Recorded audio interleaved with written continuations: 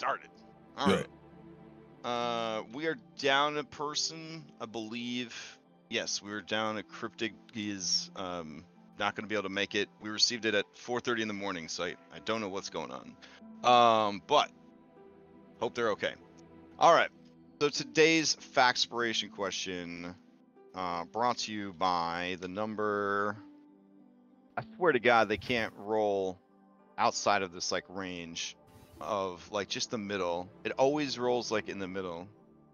I roll this D300 many times a week, and okay, whatever. Have you ever rolled it like 20 times to see if you can get something outside of there? Yeah, all right. Let's see. Okay, all right. It just happens that we keep getting the middle numbers. I don't know. It's a lot of middle numbers. Yeah, like it's only been 4, 5. Yeah. 6, 7. Yeah, that's It's really all right, low. I'm gonna use a random number generator instead. All right. You're letting your bias of numbers Oh, am I? overtake Number you. 11, the lowest it's ever been. All right, let's see. We need to go to a place where RNGs can't see us. Yeah. They're Wow, sure. what an intense question. Why do we create art? That's the Factspiration question. Oh wow. So our character's opinion on why we create art as people. Yep. Mm-hmm. Okay, shit. All right, let me ask Chat AI real quick. Go ahead. I mean, make sure you tell them it's Layla's answer though, and if it tells you that it loves the series and it watches every episode, then I know it fucking lied to me about Odyssey. All right. Anyways, it just doesn't want to commit to an answer. All right. So while we're ruminating on such a deep question, would anybody like to give me a recap of what happened last week for either a Factspiration or a DM inspiration? I would definitely roll a die if I were there. I'm loading in still. Oh, okay, I'll roll this die for you. All right, so this is for Barnabas, and this is, even though, let's see. Wow, Barnabas, you only got a 9. Lex, you got a 19. All right. All right, Lex, take it away. So last time on Red Hand of Doom, we picked up on our discussions with Prince Osric, seeing if we would be able to assist him in either, I mean, I guess may as well just be honest here, disposing the current king, because it seems he is out of his mind and totally not the man that he used to be. We still stuck with the idea of going into the Underdark to seek out a flump that would be capable of psionically detecting any tampering with the king's mind, anything of the sort. So Osric was able to provide us with 2 of his hunters to escort us into the Underdark. Meanwhile, we went back to our wagon in order to kind of come up with, I guess, a more broader plan of what we would be doing after the dwarves, with all the information that we kind of had. Time is cutting short. Oh god, my mind blanked for a second. But when the hunters did arrive, we would be able to, we left for the Underdark, traveled down there. It took about a day and a half. There was a number of interesting creatures and flora and fauna that we were seeing as we were passing down there. We had to take a long rest within a very cramped space. Apparently there was a creature called a hook horror, a couple of them that were outside, but didn't come to attack us or investigate where we were sleeping, so that was nice. Eventually we came to an area that was populated by a plant called a shrieker, and venturing forth with one of our hunter companions, I ran into, I guess run is a bit of a weird way of putting it. I was reached out to telepathically by a creature, a flump, that was asking for her assistance. Apparently, a edgy undead dragon, not Radriar, was making its lair within their settlement. So we went to go assist them with that. Weirdly enough, Radriar was able to convince it to leave. Not exactly sure of the conversation that they had, but it seems whatever point that Radriar made was enough for it to not fight us and leave without any type of altercation. So the Flumps were happy. We had a couple of them join us as we returned back to the surface. And now we are, I guess, preparing for our audience with the king. Correct. All right, well done. You want DM inspiration or you want a faxpiration? What's my current count right now? I'll take DM. Okay. And then, if you're interested in answering this deep philosophical question, why do we create art in character, with or without the assistance of an AI robot? Go ahead and roll a d20 into chat.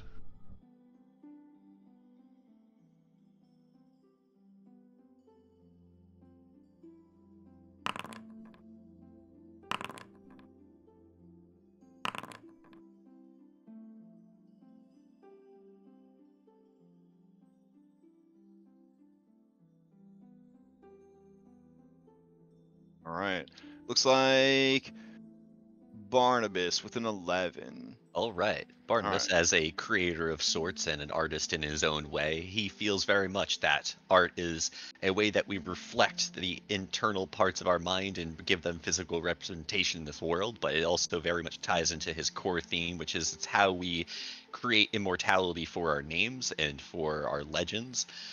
So yeah, that is why we create art. To reflect ourselves and to create permanence in this world. Okay. Great answer. You may ask the same question of any NPC you've met previously in the campaign. Why do we create art? We don't have the full breadth of them on this roleplay table, but Just saying, Jarrett's would confirm a lot of suspicions because we know she creates a very fucked up kind of art. That's true. you know, Do we we? haven't had a Jarrett in a long time. Can we have Jarrett's? Jarrett, Okay. why do Hell yeah. I mean, there's also a Regerix. Wonder what her opinion is. Oh, Oh can I my switch? Can I God. switch, please? Please, please. Yeah, you can switch if you want. I choose Regerect. Okay. Let's see. I loved putting that thought out there. All right, so Regiorix, the Ah. flesh molder. Okay. She believes that there is art and beauty in all things. Art is when you do more than the minimum. Art is any time a living organism wastes resources and energy doing anything extra at all. Anything beyond the base core programming of living and reproducing can be interpreted as art. The mating ritual of a bird, the intricacy of a spider web, anything that is more complex and more what's a good word for it? Excessive than it needs to be. She believes that is, in its own way, art. So sure, her definition of art is very broad, and she sees art and beauty in even the most horrible and terrible things, because she believes that any entity at all that is expending extra energy on a task is, in a way, putting forth some form of expression into the world. So that's her answer. That's pretty good. That's pretty good. All right. So, with all of that out of the way, I believe we left off With and let me give you your fact expiration. I believe we left off returning to the city. We had just returned to the city. Does that sound right? Yeah, I or think it were we was still like- in? we're I in the think, process. Oh, okay, you were getting ready to head back to the city. well, I think it was Okay. like Or we- very late in the or early in the morning when we Oh, like got- 1 a.m. Yeah. Yeah, it was like we had just come out of the caverns, kind of, and we hadn't actually entered the city yet. but I we were see. In that It is transition. 1:22 in the morning on the outskirts of the city. Excellent. Yeah, because okay. we marched the whole way through. That's right. So you marched out. So you probably need to get some sleep. Yep. Yeah, we got it done in 2 days flat. All right. So the question is, where do you want to sleep? Where will you go? Battle wagon. Yes. Yep. All right. Protect our horde. Okay. Gonna also take a shower That too. after all that. You know, I'm so happy for you guys that you have a shower now. I'm getting used to the smell. We're not. Alright. So That's please, not a good thing. please wash yourself. Maybe I'll keep it. I will He'll be start. walking I'm going to outside start the cot from now on. prestidigitating him. What? No, no. You can't do that. Again. Try me. So, you return to the cart, and when you do, those who are left behind, who are on watch, Bron Bronson says, at first into the darkness, I've told you already, and I'll tell you again. Leave now. And they kind of pull their helmet aside, and peer into the darkness, and they say, "Oh, it's you. You've returned. Ah, thank goodness. While you were gone, there was a great deal of interest in the cart and your whereabouts.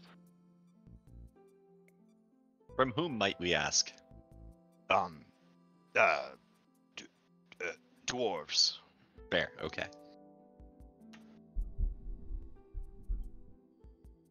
Did you tell them we were gone? I told them that you were out and about enjoying the sights of the city. Excellent. Good job.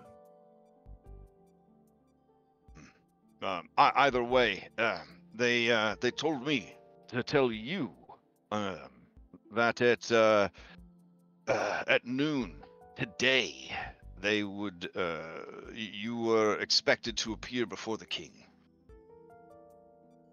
That should give you plenty of time to sleep off your tourism and revelry. Dirt nods. Thank you again.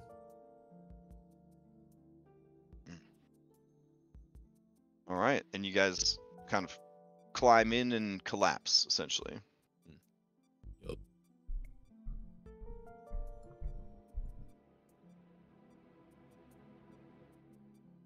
All right. I will advance the clock.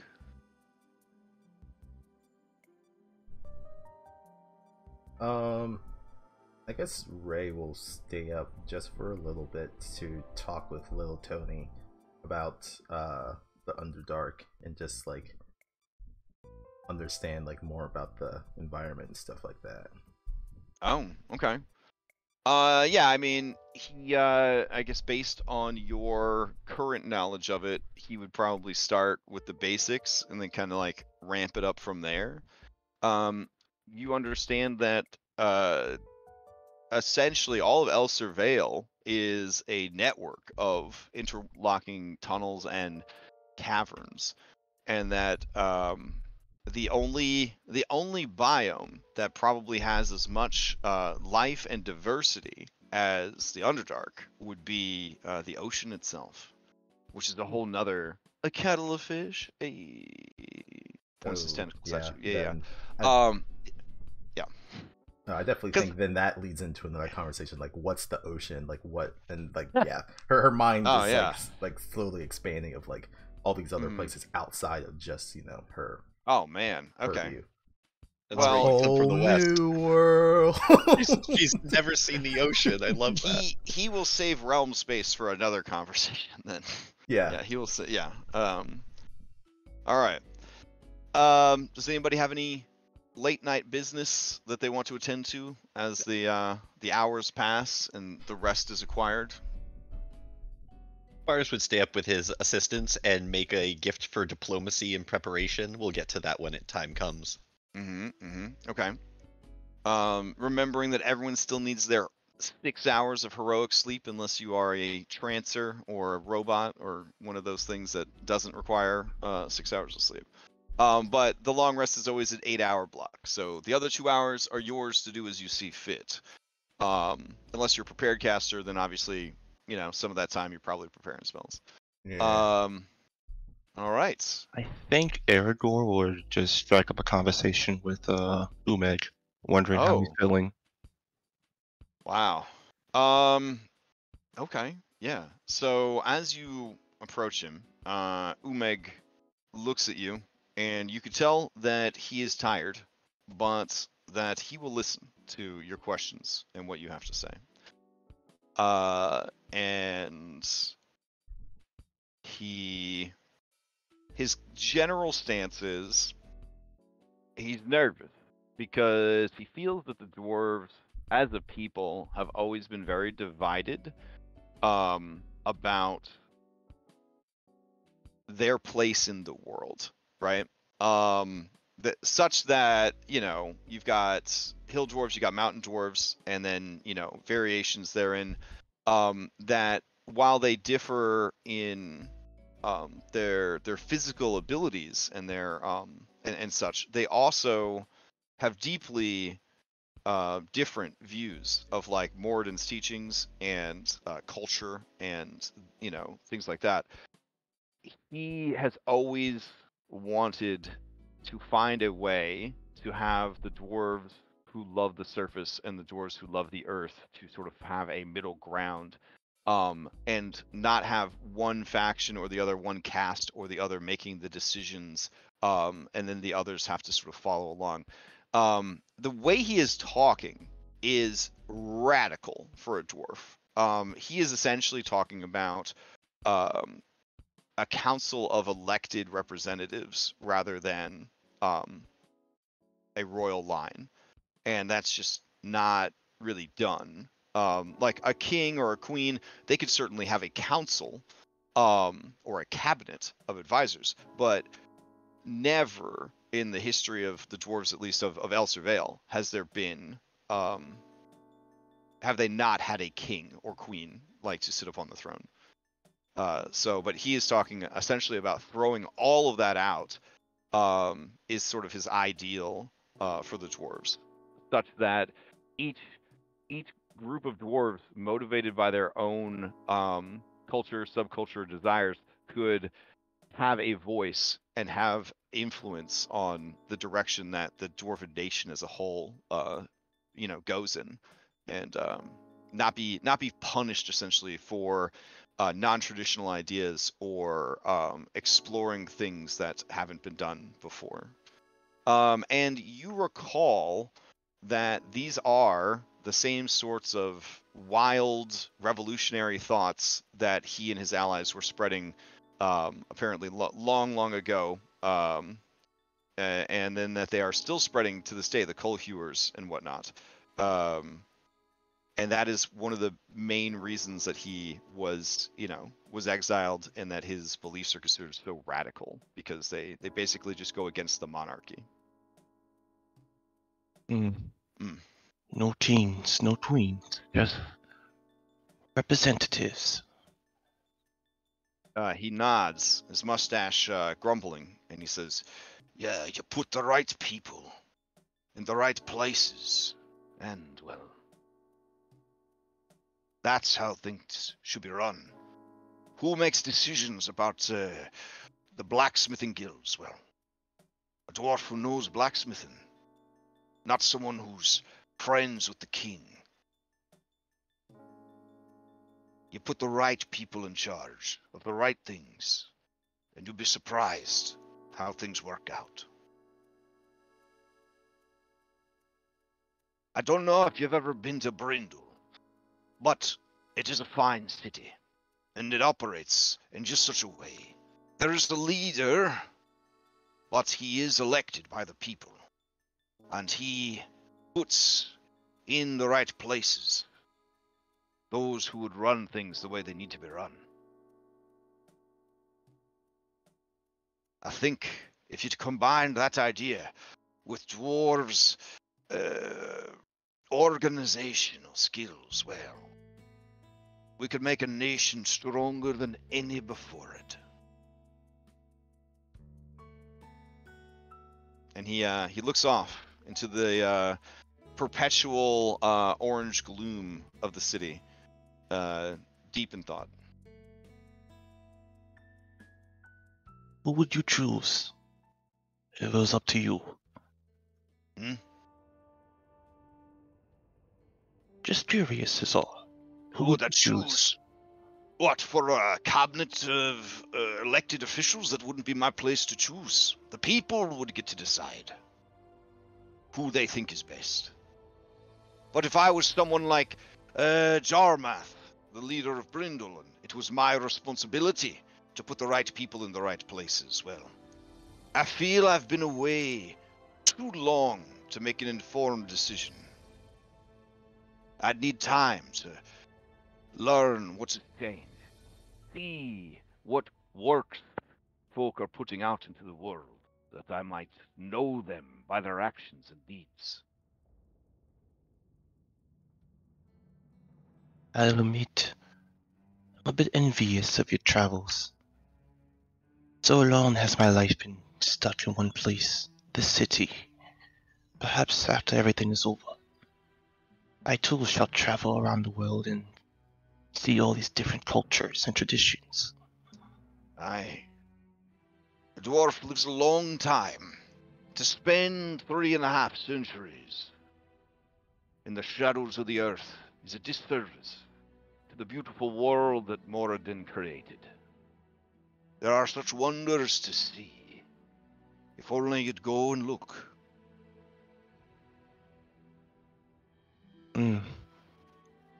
Perhaps I will. Perhaps I will indeed. Are you nervous, though?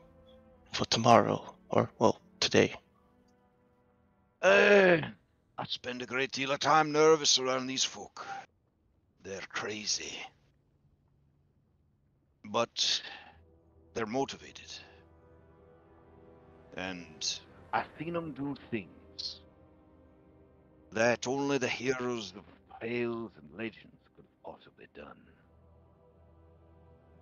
So, in a way, I think I've stumbled upon a small piece of history for myself that I get to watch unfold before my eyes.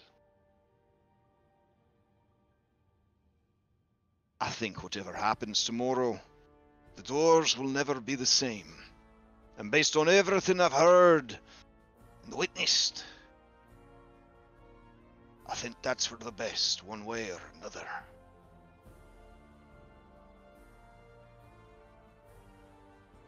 We'll both be witness to that. Get some sleep, Ulmeg. We make history one way or another. You too. You too. He'll walk up, just pat him on the shoulder for like comfort, and then walk away.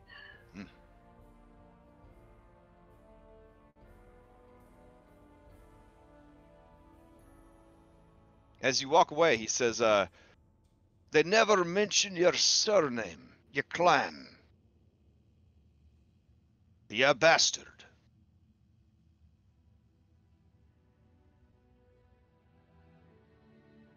Good observation. I am. Well, whoever raised you, they did all right. He certainly did.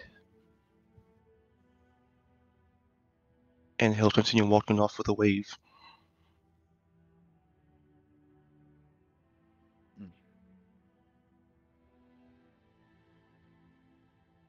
All right.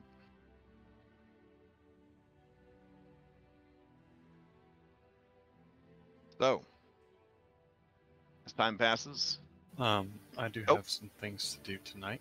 sure. It's all right. For narrative purpose, I have a question. So the dwarves, these dwarves live inside a mountain. How do they? What's their like main source of water? Do they have like a Oh, they have wells drilled into the mountain, or- an aqueduct that's fed from a underground reservoir. Okay, I feel like Layla would find her way over to said place. To their water processing plant, Hmm.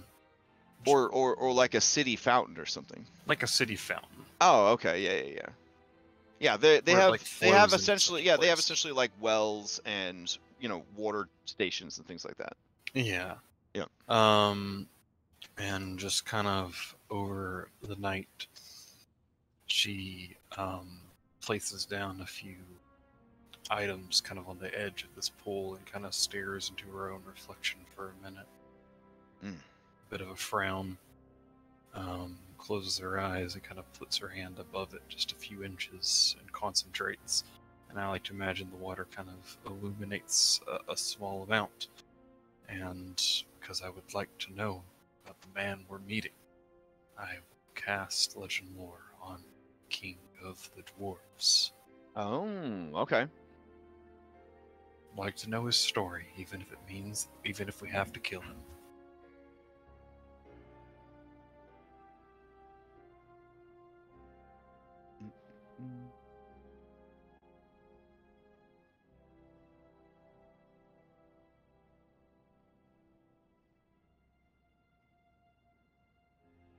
All right. So as you stare down into the water, and you feel yourself sort of kind of leaving your body, lifting up and away.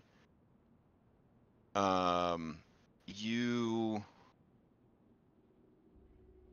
find yourself sort of flitting about through a long history. The young king, his stubble, barely a beard, is training with axe and shield and hammer. His mentor, extolling the virtues of the dwarven people and their stoicism, their combat prowess, and repeating again and again that they are the defenders of their realm and of their way of life. You can tell that this is a formative moment for the young king, and that he internalizes these things deeply. When he is of age, despite being a king, he,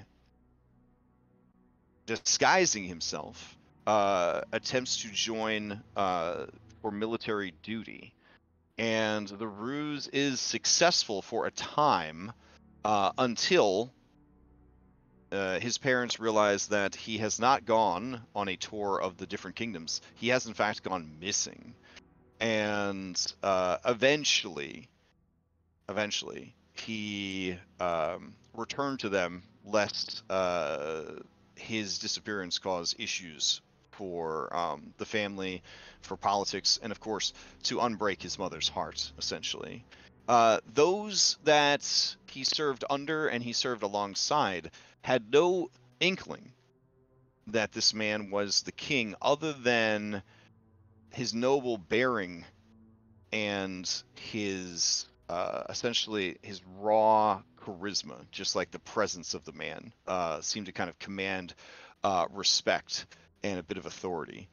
But that sort of time, those many months that he spent training as just a basic shield bearer, fighting skirmishes in the lower Underdark, and seeing his people through that lens, it is said that he felt connected to the dwarven people more than he ever had before, living as a noble, living as a king or a prince, essentially.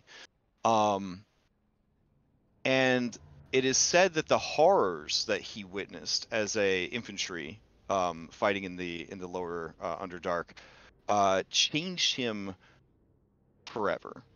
He became more obsessed with military might and defense of the homeland, and he stopped making trips to the surface holds and never traveled to meet with foreign nations. When his father and mother finally passed and he was made formally the king, King Othric Hammerfast knew that it was time for his reign to truly bring the dwarves back into the earth and consolidate their strength and their power. Never again would they be reliant upon outsiders for aid. Never again would they trust those who had let his ancestors bear such a heavy burden, take such a tremendous sacrifice. This, of course, put him at odds with many of the surface clans. There was a small rebellion. It was put down. But ever has he served the dwarven people and sought for their defense. There is some confusion here towards the end of your vision, because it almost feels as if his story ended before the whole thing could be told. And with that sudden and jarring end, you find yourselves kind of snapped back into your body. So mechanically, you know that he is essentially a tremendously skilled warrior, a bit of a xenophobic racist and nationalist, and that he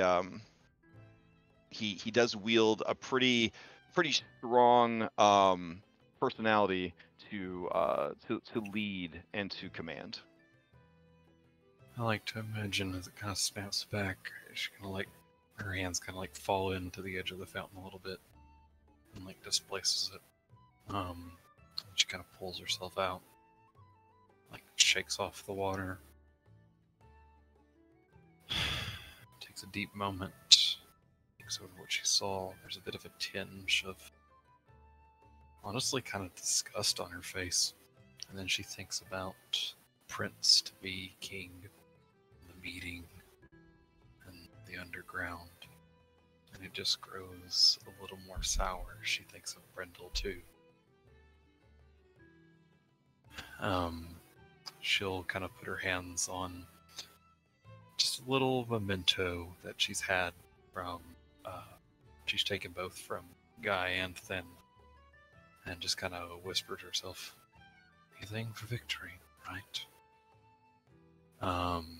She shakes her head, and her form kind of dissipates smaller and smaller until she just turns into a small little mouse and scurries down the city.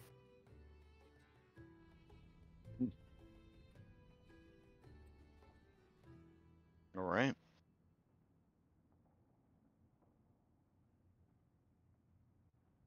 So, the hours pass, and you feel morning come and go, and it is about 9:30 or so in the morning by the time everyone is roused and ready and rested.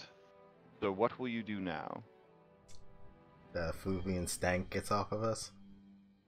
It has been several hours, so yes, it would wear off. Unless you are maintaining like constant contact with the creature, they are very stinky. I don't know if you would want them in the confined space of your battle wagon or in the little monster pen that's attached to the back. Oh, I was talking about the effluvian curse. Oh, from the effluvian curse. Yes, Yeah. when you did a long rest, it would have dissipated. Okay, cool. Or So- it could have dissipated right away if someone had removed curse memorized, just saying. Yeah, we ain't got Yeah. that. So does Donnie need to stay physically linked to me in order to maintain his attunement? Yes. Okay. Yeah, it's like you've got like a Sandevistan like spine like thing going on, just Mhm. like, you know, yeah, it's pretty gross with your shirt off for sure. Cover that shit up. Isn't Barnabas wearing a trench coat? I mean, It's like a jacket. oh, Yeah, but the flump is like the size of him. oh. I don't know about that. Yeah, it's probably true. I mean, if it's not the size of you, it's like half the size of you, and that's still fucking noticeable. It's still big. It's still pretty big. It's a pot belly, you know? It's like... We can just say you gain weight overnight.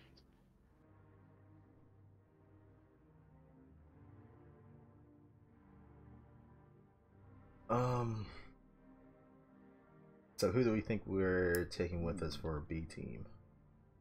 This is the big one where we take all the representatives. So we need, like, Gerard, obviously. Gerard Minette, Raijin, Definitely Rygen. Raijin, Gina. Bronson. yep. Yeah, It's I a agree shame- with those choices. It's a shame we don't have an elf and Orion, because we're, like, missing, like, 2 representatives of the Veil.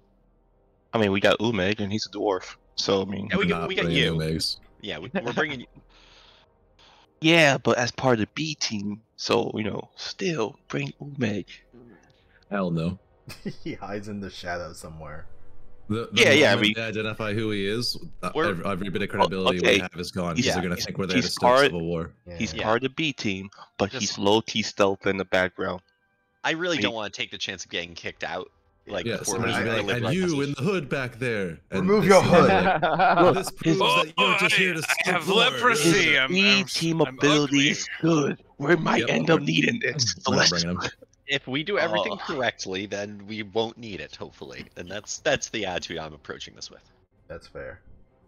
But yeah, so All right, fine. Sounds Then like- let's fifth one. so I think if we've gotten Raijin- into a fight where everything has gone wrong. So Raijin, Bronson, Gerard Minette, to Gina with us. Yep, she's a gnome, our only gnomish representative. We need one more. Yeah. Sasha? We're bringing Gerard and Manette. But that counts. Yeah. as Yeah. one. Oh. Yeah.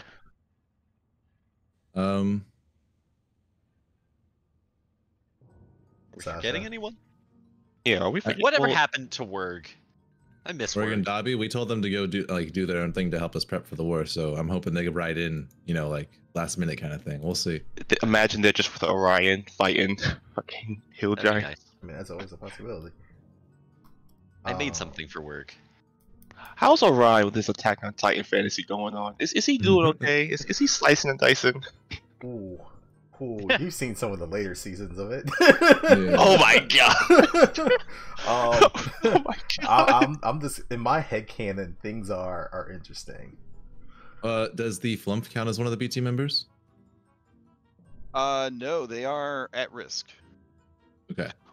Can wait? I just want to know if they take up a slot for us. If we could just bring them also, that's cool. Oh, Jocelyn. I mean, Well, we're all That- Drellin's favorite reps, right? But she could. Yeah. Yeah. he's still kind of a dwarf. It's like a weird mixed bag thing. Adopted ancestry. Yeah, Get it? we have room. Let's just bring her. Yeah, sure. Does Layla need Sasha on her side, or It gives her a skill proficiency, right? it gives all of us a skill proficiency? Yeah, it gives everyone sleight of hand, which actually would be pretty useful for this. So I'm gonna swap out Gina for Jocelyn, and you can take. So Okay, like so, this. so we all have sleight of hand proficiency then, right? Yeah. I thought that was only for. I think it's party wide. For Layla, I think it gives her advantage. The on death death saves is the Yeah. part for me. Well, So it's party wide then, right? For the Yeah, like Okay. when Jocelyn is on our team, everyone has the mending cantrip. what? If you I already thought have, it's you. if you already have sleight of hand, you get expertise. That's pretty rad.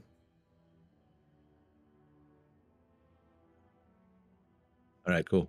I like that list. And hopefully, Brightcoin posed this as Vale is sorry for past transgressions. Here's a deposit to your bank account, O King of Dwarves. Right. But we're gonna like bring him the gold in a cart so we can like make a big display of it, and also so we can maybe hide the flumps in it. Yeah, we can do that. Yeah, that's cool. But then wouldn't the stink just permeate from There's- the gold then? There's nothing that we can do about that. We just gotta Like, like stinks- cover it the yeah. best we can and hope for the best. The stink is gonna happen no matter what. Well, if we're bringing Raijin, does Raijin smell good? Does he smell bad? I mean, I imagine he doesn't I smell like to that think bad. Raijin wears like designer cologne. Yeah. Raijin oh my god. smells. Raijin smells surprisingly good. He does have sort of a reptilian smell to him, but you know, it's not odorous, right? And I was gonna probably say a hint of dwarven perfume. Oh, because he's regional, yeah. Every region he goes to, he has a little bit of it that smells from it on him. Oh, I thought you As meant he he's- rubbed off on the local. Well, I mean, it's I feel more like he I feel like samples he's the less local of a cuisine. cologne and more of like a lotion skincare kind of guy. I mean, You know, I can see yeah. that. I can see that. he does get a little scaly sometimes. Hey. He's the best representative of a lizard folk I've ever seen in a game. He's vastly different than most lizard folk. The lustiest He's boy. cultured. Okay, and that's what counts. Red plays a good lizard folk. If you haven't seen a Red play a lizard folk, he does a great job with lizard folk. So, all right, everyone gathers. Time is passing. You're assembling your team. Umegs is not coming. Bronson is coming. Uh-huh. Okay. Sasha's coming. Yep. Okay. Yeah, I put the list in the chat. All right. For either night. Esha, Snowgift, and Tendel Firmhorn. They dropped you guys off last night, and they left. Did you guys have any parting words for them, or? Just thank them for their time, for helping Okay. us. If Don't they're- shed too much blood. It's bad for your health. If they are looking for any other jobs, I guess we can offer them something. Oh, well, yeah. I mean, they would like to hear the terms of such a job. I mean, it seems like their uses in scouting are well proven at this point, so we could use their scouting services in the very near future.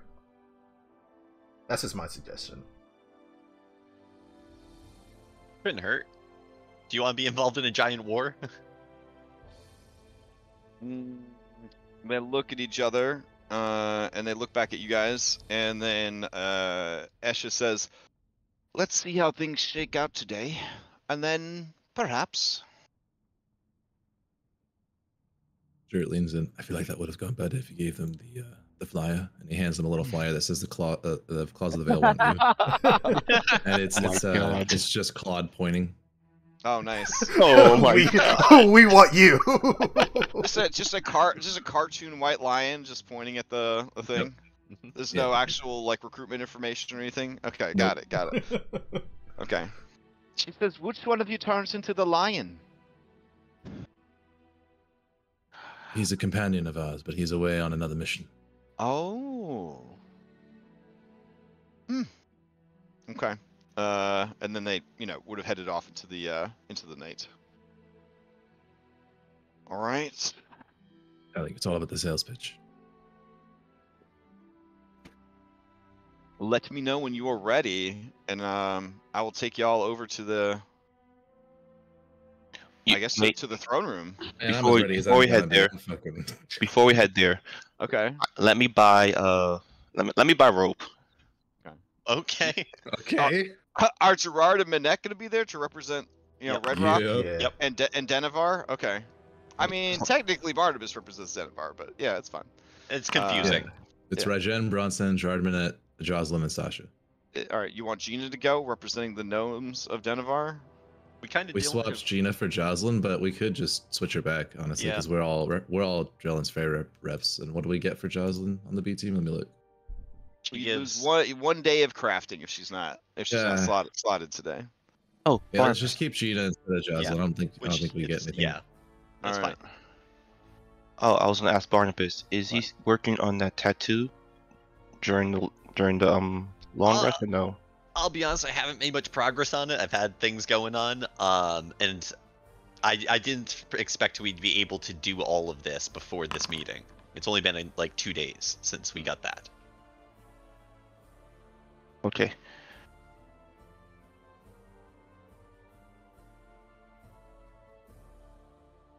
But like I said, I'm buying rope, 50 feet. I would, before I walk into public, would like to just kind of take a self-assessment on how noticeable Donnie Salami is on my person. All right, eerily, since he has no bones, other than the sharp needles that have embedded into your spine, he is like flattened and wrapped around you, like because he's made of jelly almost. Yeah. Okay. Yeah. So he can be under my jacket. Mm-hmm. And it's you not look you look a little tubbier than normal, but it's not too bad. Okay. If patted down, someone might notice him, but otherwise. If patted down, you would have a very squishy back. You could say, and I mean, if they're racist enough, they'll be like, just a halfling. Right. Yeah. Fair. Yeah. All they do is eat second breakfast, third breakfast, all that. Yeah. Like. And Barnabas is thin for a halfling, so this just feels normal. Aye, those halflings, they got weak spines. Made of jelly, it seems like. Yeah, that sounds like a racist dwarf. Yeah. Pretty much. I still can't get over the fact that you just had to ask a question. So how noticeable is Donnie Salami on my person? Like, Oh my god. I'm just I feel like that's a warranted question. I'm just so hung up on that. Like, Well, I have not Tony stuff in my chest plate, so I don't really know if.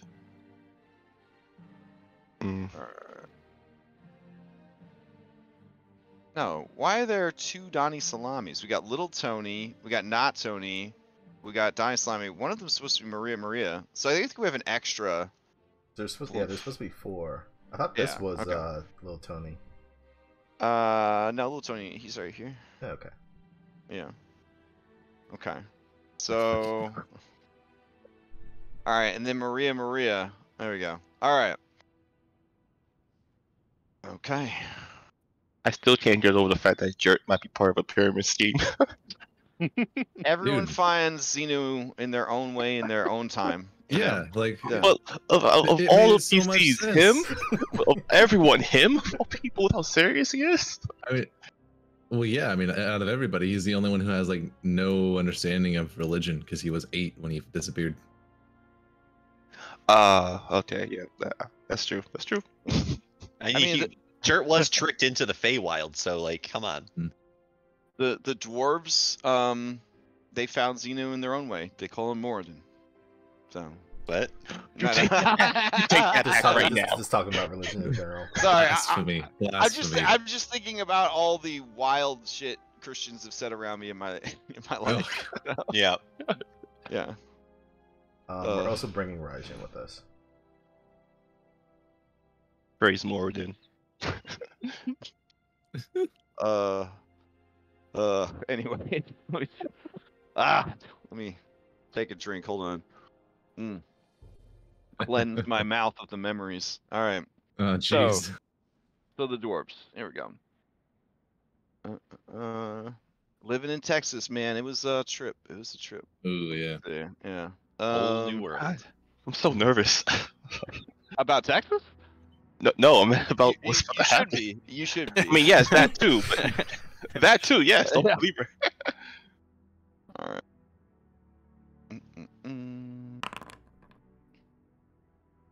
All right. Let me see. Is anybody particularly perceptive? Oh yes. So Ray, you notice when you wake up that Layla is returning to the camp, but did not stay at the camp last night.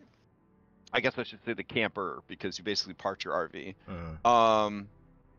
She seems to be almost radiant.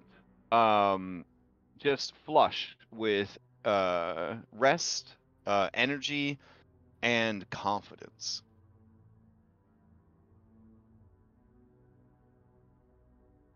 I guess Ray would approach her and be like, Okay.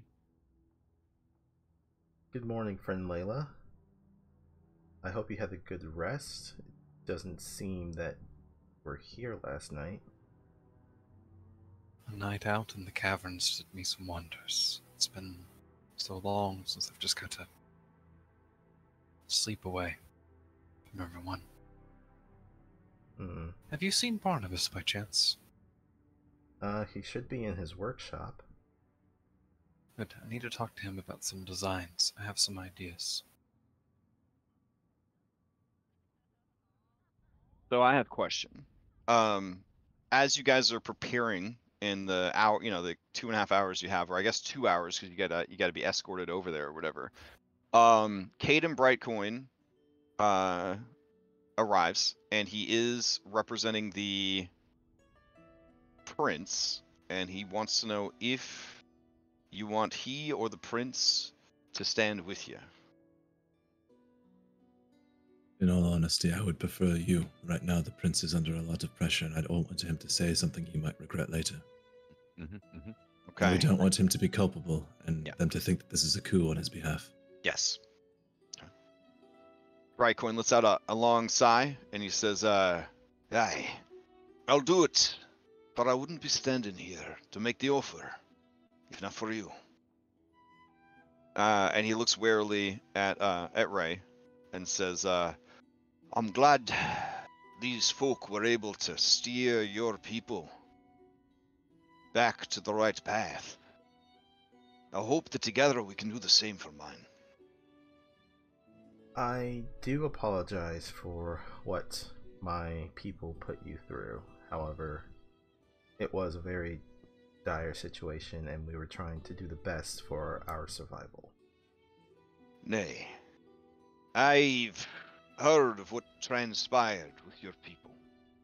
I understand what it's like to have your own kinfolk feared of the outside world.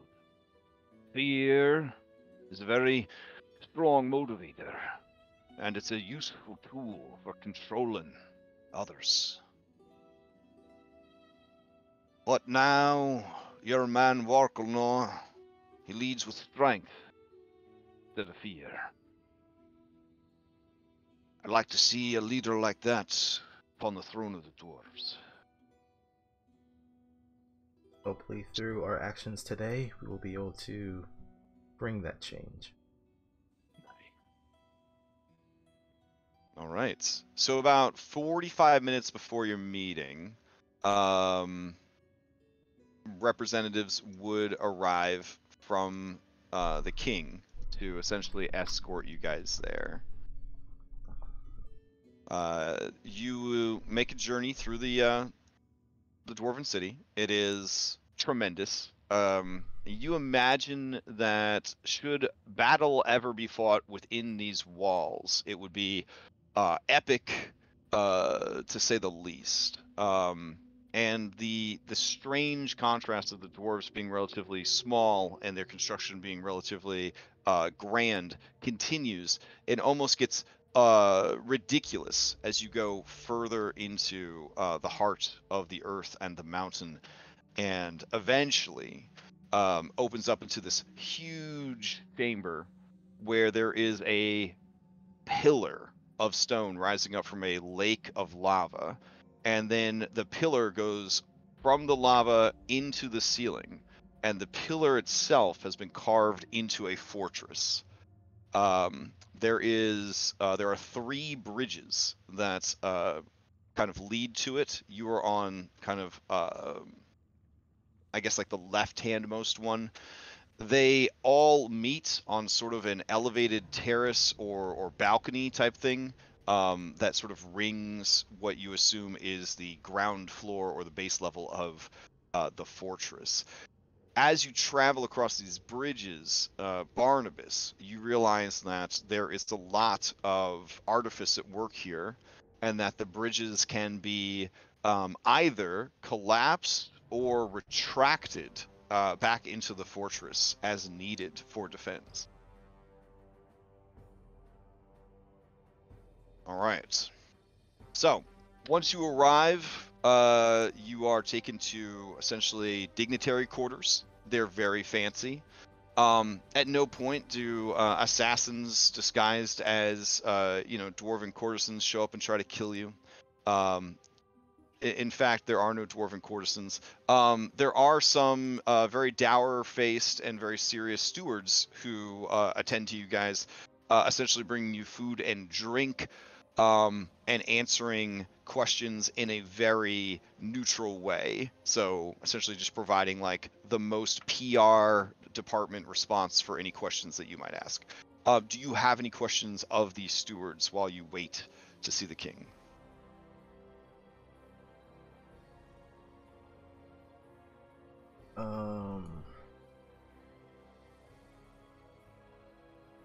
Is the council currently with him?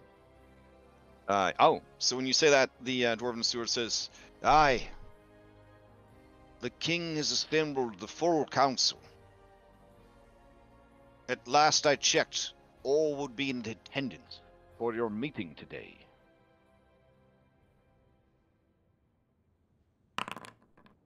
Just before people are consuming food, Ray's gonna check it out with toxic intuition, just in case. But I said there were no assassins. Yeah. So, It's not that I don't trust you, Crash. You would qualify the dwarven whiskey as being such high quality that it would be a toxin. But beyond that, the food is safe. Okay. You never know. We're in war times. In attendance today will be High Priest Tharden Ironhand, Tyrander Soulstone, Uldrina Flamehair, and Helga, the King's Axe, as well as King Othric Hammerfast himself.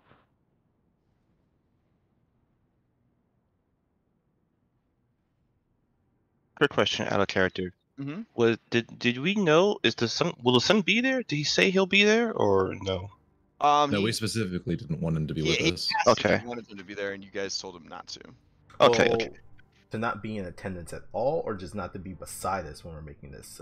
I'm worried about him being there at all, to be honest. But it would might be suspicious if he doesn't show up. And like, Yeah, that's where what I was would his thinking. place normally be? You know what I mean? Do you ask that, or do you Yeah. just ask? Okay. I feel like we would want to know that just so we know, because it'd be suspicious if he's just not there at all. I think. Okay. I guess that probably would have been a question for Brightcoin before we had left, just in case. Rightcoin would say that he doesn't believe that the prince serves on the council any longer. Okay, then yeah, he shouldn't be there at all. Okay, yeah. Yeah. Okay, so you don't want to ask about the prince to the stewards? No, I don't want us. I don't want us to be tied to him at all. Yeah. Okay. All right. Fair enough. Okay. No other questions for the stewards. Time speeds up, and they will take you over to the meeting. I guess I'll just let you know, Leela is coming into the meeting with a wild shape used. She just has a nondescript, non-pious, quieter raven just on her shoulder.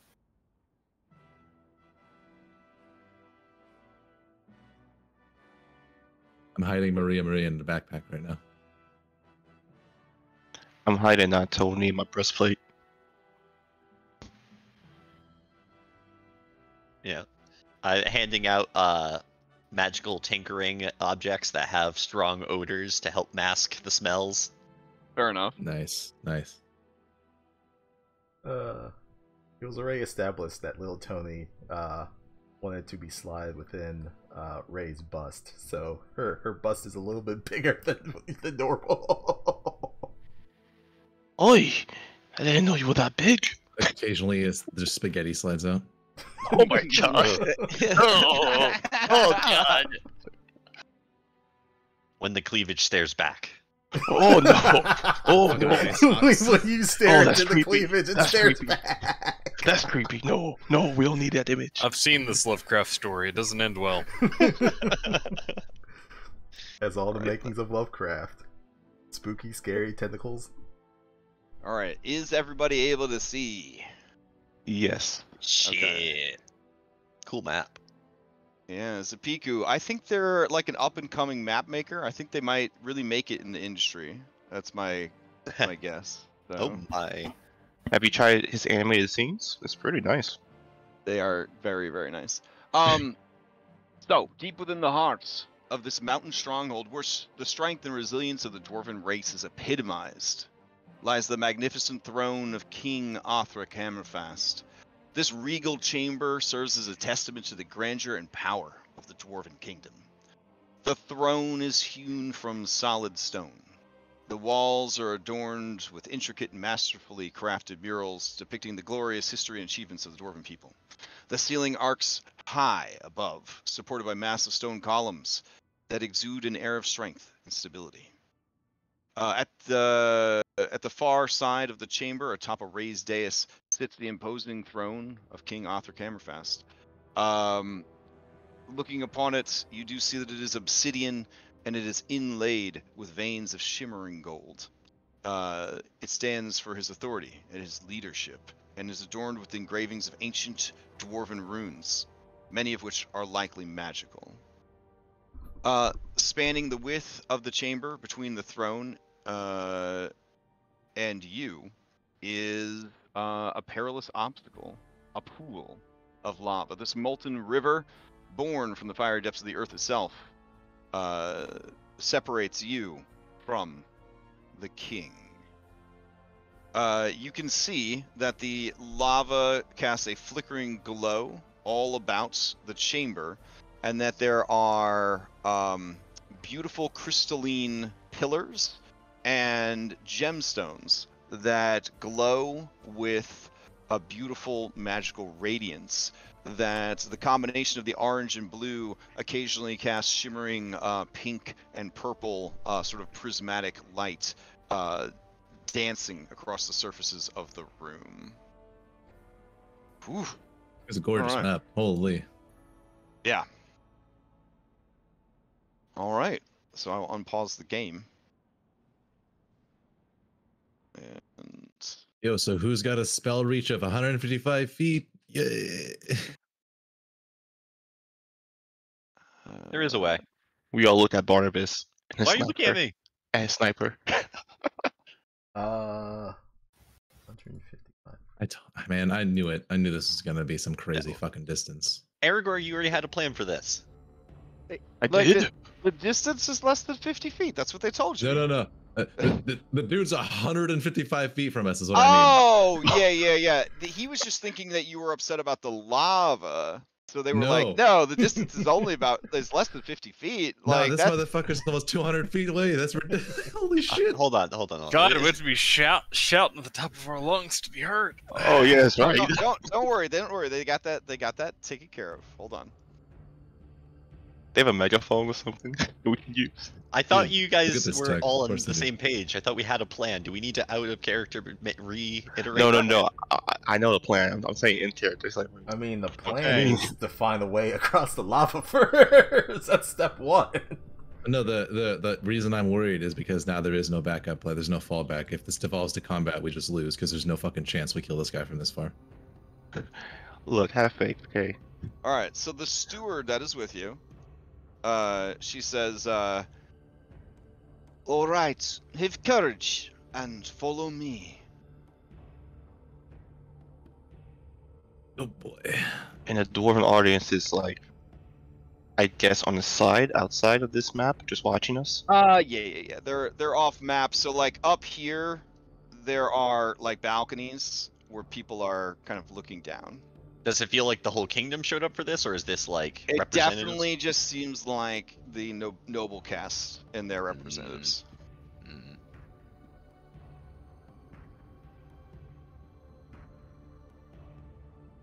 Barnabas, get away from that ledge. No. No, he's got to be Get as away close from the as ledge. possible. All right, like squinting off into the distance, you do see that the king is there, sitting upon his throne. And then from left to right, you see High Priest Thardan Ironhand. You see Tyrander Soulstone. You see Helga, the King's Axe. And you see Uldrina Flamehair. Ooh. Maybe I might make her my patron. Ain't that your teacher? Oh. It's okay to have a crush on your teacher. It's okay to have a crush on your teacher. Definitely. All right. Yeah. I mean, I'm not saying that as a complaint. I'm just saying. Look. I might be a warlock after this, okay? We've already got 2. Why not take a 3rd? Yeah. All right. The royal steward produces from her pocket a stone disc, and on the stone disc is the dwarven rune for shout. And she explains that this is a stone of thaumaturgy, and it will enhance your whoever's holding its voice, that they may be heard over the roil of the lava and the murmur of the crowd, and that their voice might carry the great distance to the king. So she offers it out. Who's going to take it first, I guess? It's like the little conch shell. You got to pass it around.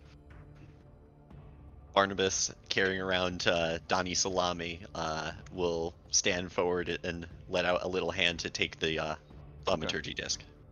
All right. Layla and Ray, you notice as he reaches out that in the cuff of his jacket, it looks like there, just for a second, there was a little yellow piece of spaghetti.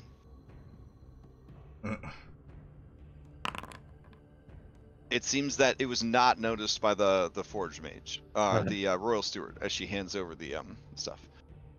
All right.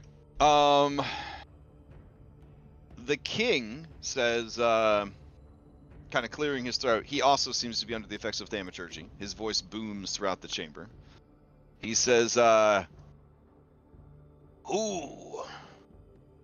do we have before us today? Who has come here to speak before the king, the dwarves? Alright. When given the floor, Barnabas takes one last drag of his cigarette and then tosses the mostly unsmoked remnants off the ledge down to the lava below. And he stands before the crowd, glint of determination in his eyes. He's definitely more confident in speaking than he normally is because he's got a little bit of an enhancement. And he says out to the room, "Greetings, and thank you for having this audience with us today. My name is Barnabas Braxton Benoit, heir to the House Benoit of Denevar and representative of the Denevarian Merchant Council. These here are my friends and companions, the Claws of the Vale, great heroes of every race and creed who fight for this land and the safety of its people. We have journeyed far and overcome great odds to stand before you, and hope that you will open your hearts and hear the message that so many have sacrificed to bring you. The land of Elsir Vale is facing a threat of unprecedented scale. Devastation is coming for all from which there is no preservation.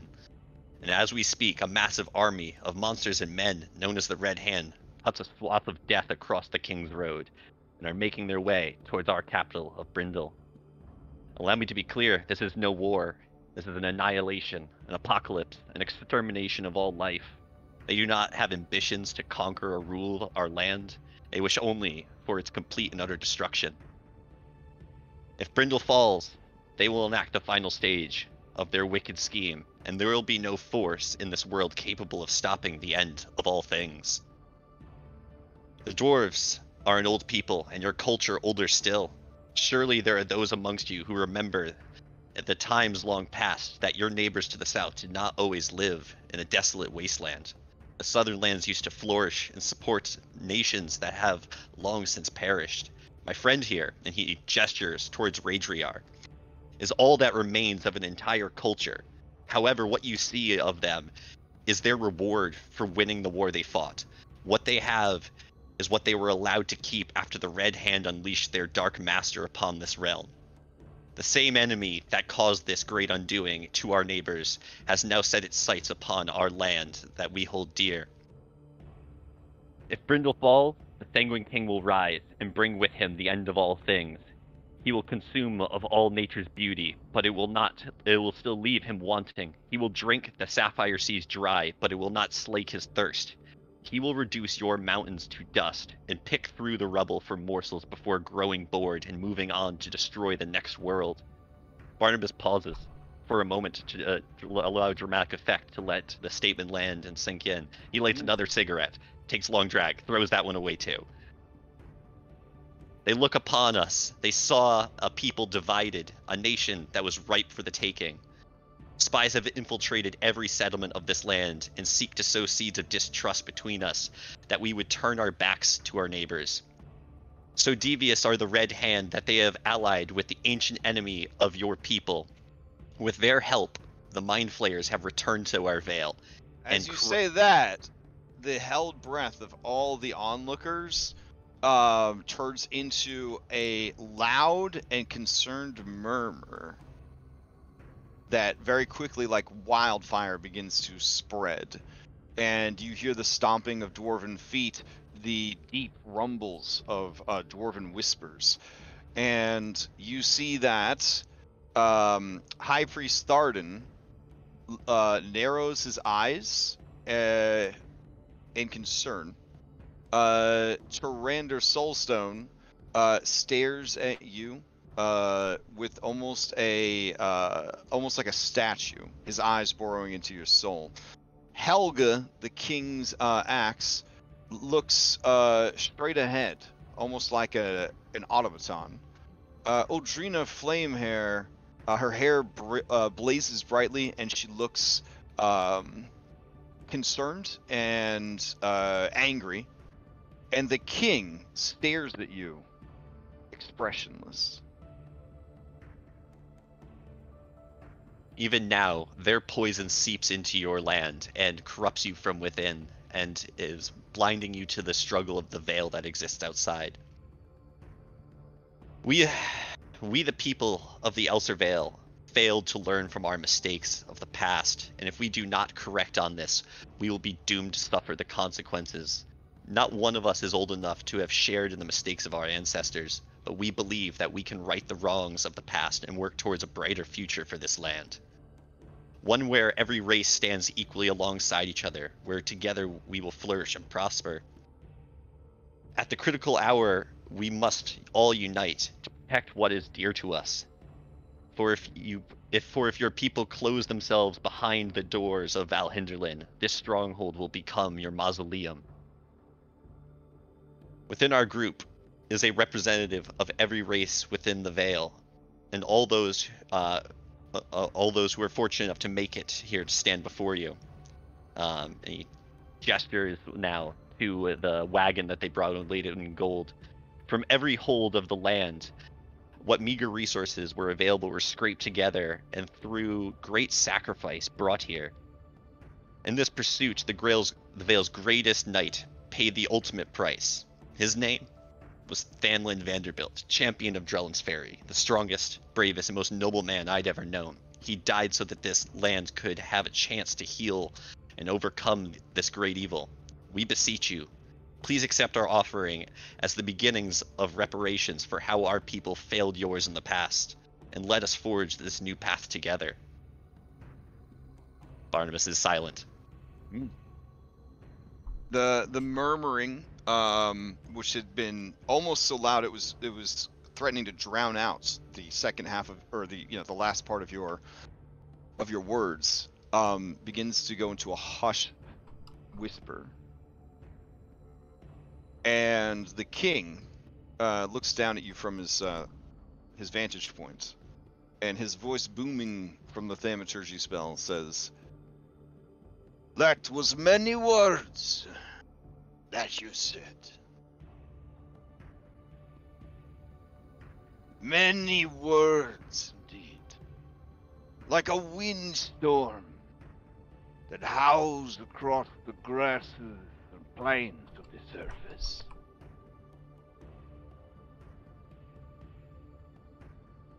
But we are a mountain. What is a mountain to wind? But you have come far, and you have brought an offering. So I will try to make sense of your rambling.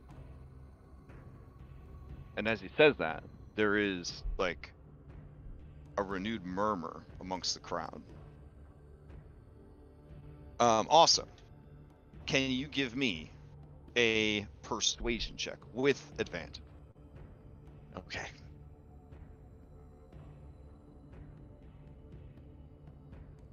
Sorry, Windows blocking it. Okay.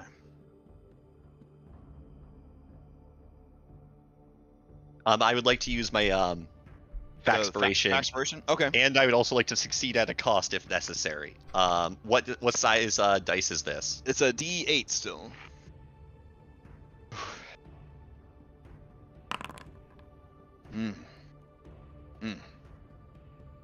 Okay. So, those of you with a decent insight, which would be Jert Jert's got a good one.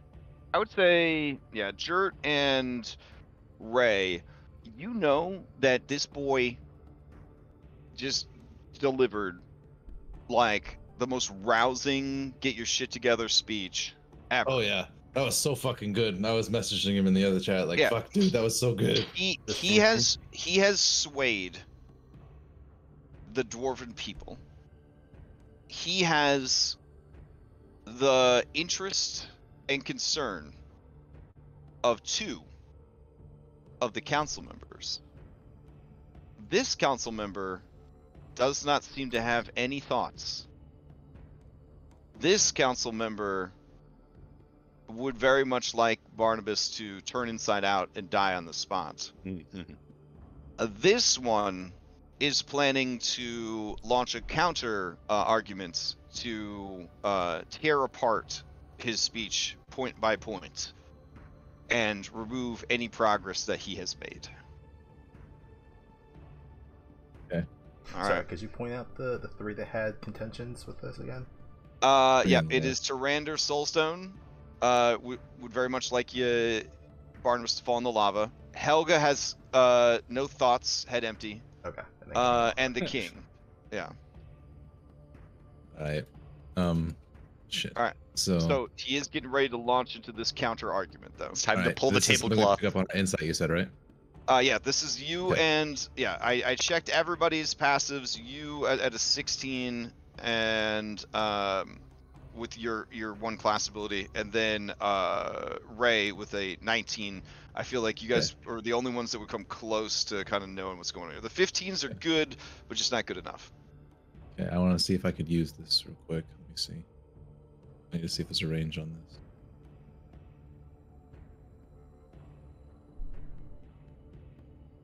this. Yeah. I can't use read the room on him because he's too far away, guys, so I can't tell you for sure. But Jert leans in and says, we need to do something about. And then he looks and points his attention to these 2. Yes, the 3 in the center seem to have contentions with what Barnabas has said so far. And Barnabas. I'm less concerned with Helga, and more with the 2 that want to dismantle him. It's time to pull the curtain. We need to do it now before they destroy our credibility. So in the background, the king is reminding the dwarves of the treatment they received at the hands of the other races, the long history of isolation, the sacrifices that were made by their ancestors and that continue to be made every single day down in the dark, while their neighbors enjoy the warmth of the sun and the peace that the dwarves die for every day, and so on and so forth. And you can see that the crowd is turning back to that sort of regimented insularity and xenophobia and whatnot. So we all hear that? Or... Yeah, this is what I'm giving you the gist of what he's saying in the background. He's basically just spouting, nationalist propaganda to try to we gotta stop him in the middle of that for sure. Yeah. The Raven's gonna undo kinda what try to Barnabas stealth is doing. fly. Okay. Stealth fly. Stealth Big room. Lots of fly. eyes. Yeah. But, you know. Okay, I mean, I feel Part like of it. a bat would have been a bit more stealthy than a raven. I feel like a raven silhouette would definitely be sus down here. Can we ask our flumps what their vibe is on the situation? Listen, Are they? I didn't Yeah, think they about haven't it. said nothing yet. So your flumps, they say that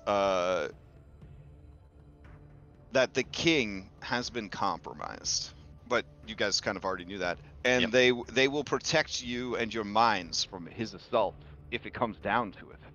That he must be, you must get close enough to reveal to them what is happening. Okay, and Tyrander Soulstone, like probably the real deal. Well, they say that he feels like a bad dude. Cool. All right. Okay, so he just doesn't like you. Clearly just a shitbag. Yeah. Oh, They say that there is definitely a brain puggle in Helga. All right. It's, Oh. All right. Let 2-prong attack time. Let's do it. Wait. Aragorn, this is your chance. And now he's at the part where he says, Just say what you're doing. so desperate for the strength of the dwarves that they send this Turkish troop with this paltry offering of pocket change. And he keeps going and going and going. We need to go. Aragorn, if you pull this off, we will accept you as a claw. Wow. If you don't, I'll kick you in the lava. Stop hesitating. All I right. know Raedra is part of the plan, but like, Not Tony says we just need to get close, huh? And then Rajar says I stand ready. Get me close enough, and I will Okay. reveal all. Oh, yeah, you sound like him. All right. All right, he's gonna just nod. Yeah, I just ate a box of glass real quick. Yeah. He's Throw gonna some place. paper on those vocal cords, you know. He's gonna place a hand on Rajar's back, stare directly at the chain, and say, "It's time we settle this once and for all. You pretender." And he's going to cast Dimension Door. Layla, please stop moving the Raven and Sure. give me a stealth check from Oh. the Raven. Oh, I did? Did it not come through? Oh, okay. Oh, shit. Yeah, okay. Then that is actually fine. It flies as low to the lava as it can get without incinerating, and then kind of back up into the shadows of the statue. All right, so you're good. Would you like me to keep it where it is, or move it? No, you around? can keep moving it around Okay. freely if you'd like. Yeah, you rolled I'll very just good move on it stealth. One more round worth. Okay. 'Cause I feel like that's about All right. fast. So you guys are popping off. Your goal is to what spell are you using? Dimension Door. Yep, I'm Dimension Dooring me and Rajar directly Alright. in front of the king. And Oh, I guess Rajar. Oh, that means you do have to leave not Tony behind because you can only bring one other creature with Dimension Door. Ooh. I mean, Not Tony puts a piece of spaghetti on your bearded cheek and he says, "Hey, you got this, buddy." You would do this whole plan assuming you were going to be able to bring him? Honestly, Knowing the it slipped my. limitations of your own spell? Leave No, him no, alone. it slipped my mind completely that he was All right, still. so you're gonna appear right in front of the king and drop this shit on him. And All I right. guess with Rajar is going to with prepare. Rajar. Yeah, I guess he's going to Oh reaction. man, if this use, doesn't work, you two are dead as yeah. fuck. well, then we have the bird as backup. All right. So.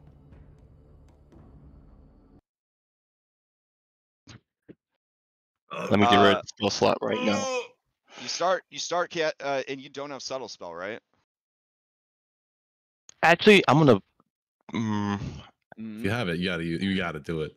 Please tell me. That was we hit that like you You said had- you did the last time we spoke about this. Did you? You lie? No, made I this- did you not. made- I you never made this said that. character for this purpose. Well, not Okay. really, but you know. So you don't have, so truthfully, you don't have subtle spell, so you are just fucking casting it, just balls out. That's how Cat- we do you know, things. Well, Everyone okay, knew I okay. didn't have that. Everyone knew I didn't have Hey, that. buddy. feature. we're Yeah, gonna- yeah, yeah. We're gonna roll to initiative. No Yeah, matter what. yeah, yeah. This just changes Yeah, the look, setup. This just changes the setup. We already established this is what we're All right. doing. Yep. We've been to So- this days ago. We're doing it. All this means is that no one will be surprised.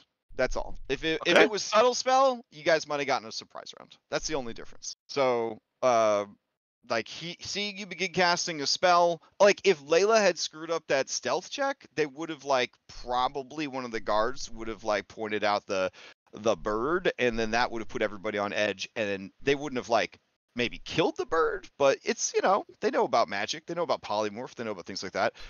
It would have definitely ruined the surprise. So it's all good. Well, all he good. also does call the king a pretender, so I think that's probably called. Yeah. So you shout your dope ass shit, and then you cast your spell, and then this party gets started. So let me start adding everybody to the initiative. And then we'll get the sort of this is happening, and then we'll go. Why don't we take our break early since we're about to start a huge fight? And that'll give me that's a chance good for me. I need to go all right. step away. Holy, All this is right. gonna be rough. Yeah. All right. Where's that macro for you've gone already? Let me make sure that it is available, but it should be on your Worlds of Warcraft hotbar. On the left-hand side, there's a folder. Yep. And then there should be acted when you search. And you just drag that down to your hotbar. Got it. Yep, got it. And I know Orf and Carsphonia are working on like a workflow for this to make it even smoother. I was unable to meet with them last night to see how that's going, but it looks very exciting. Yeah, we tried it out a little bit in Rhyme last night, so okay, it's going. It's going. Oh, all right, all right. We'll figure it out. We'll all figure it out. We got enough groups that are trying to make it work, but I'm just tired. I'm just tired of Lancer. So, all right. Caden has to be an initiative because he's not a B team member. All the plates of spaghetti have to be in. All right. The Royal Steward would be in. Let's see. Okay. So we have a Fanspiration, right? Yep, we got one. Yeah. It might be Just wise one? for one of us to use this. We might want to. Well, no. We either need to win initiative or we need to steal initiative in the first round. We also have DM Inspiration for those who have it. Remember, the one time you can't steal initiative is the initial roll of the fight. Yeah, so we can use it to get advantage on initiative. Right, or we can steal after the first person goes, but we need to hold the initiative early on and do this without hurting anyone, ideally. Except maybe Helga. We'll see how that goes. All right. So it looks like everybody's rolled into initiative. That's a decently sized initiative tracker. I've seen bigger. Yeah. Oh my god. Yeah. For those in the audience, remember, if you give us a Fanspiration, all right. I'm gonna step away for a few minutes. You'll get a free Orion plushie. Just remember that. Proceeds will go to my bank account.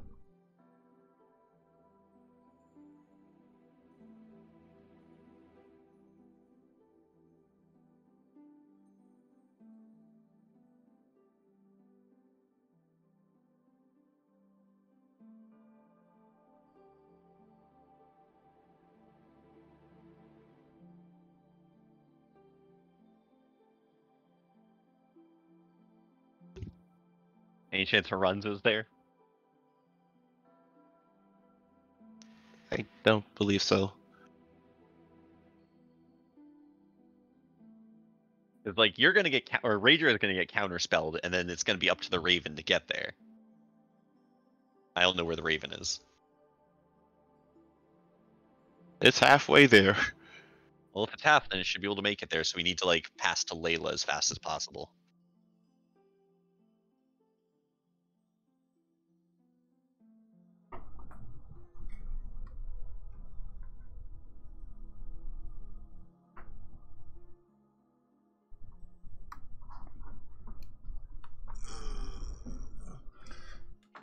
This will be fun. This is gonna be fun.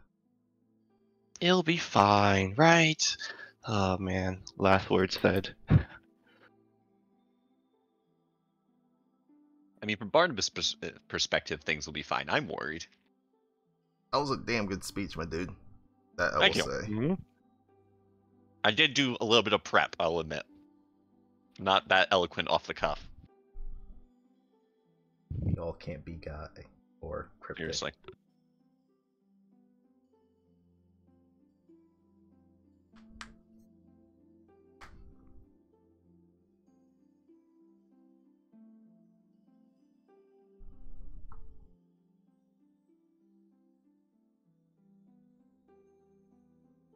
Oh, I actually haven't this.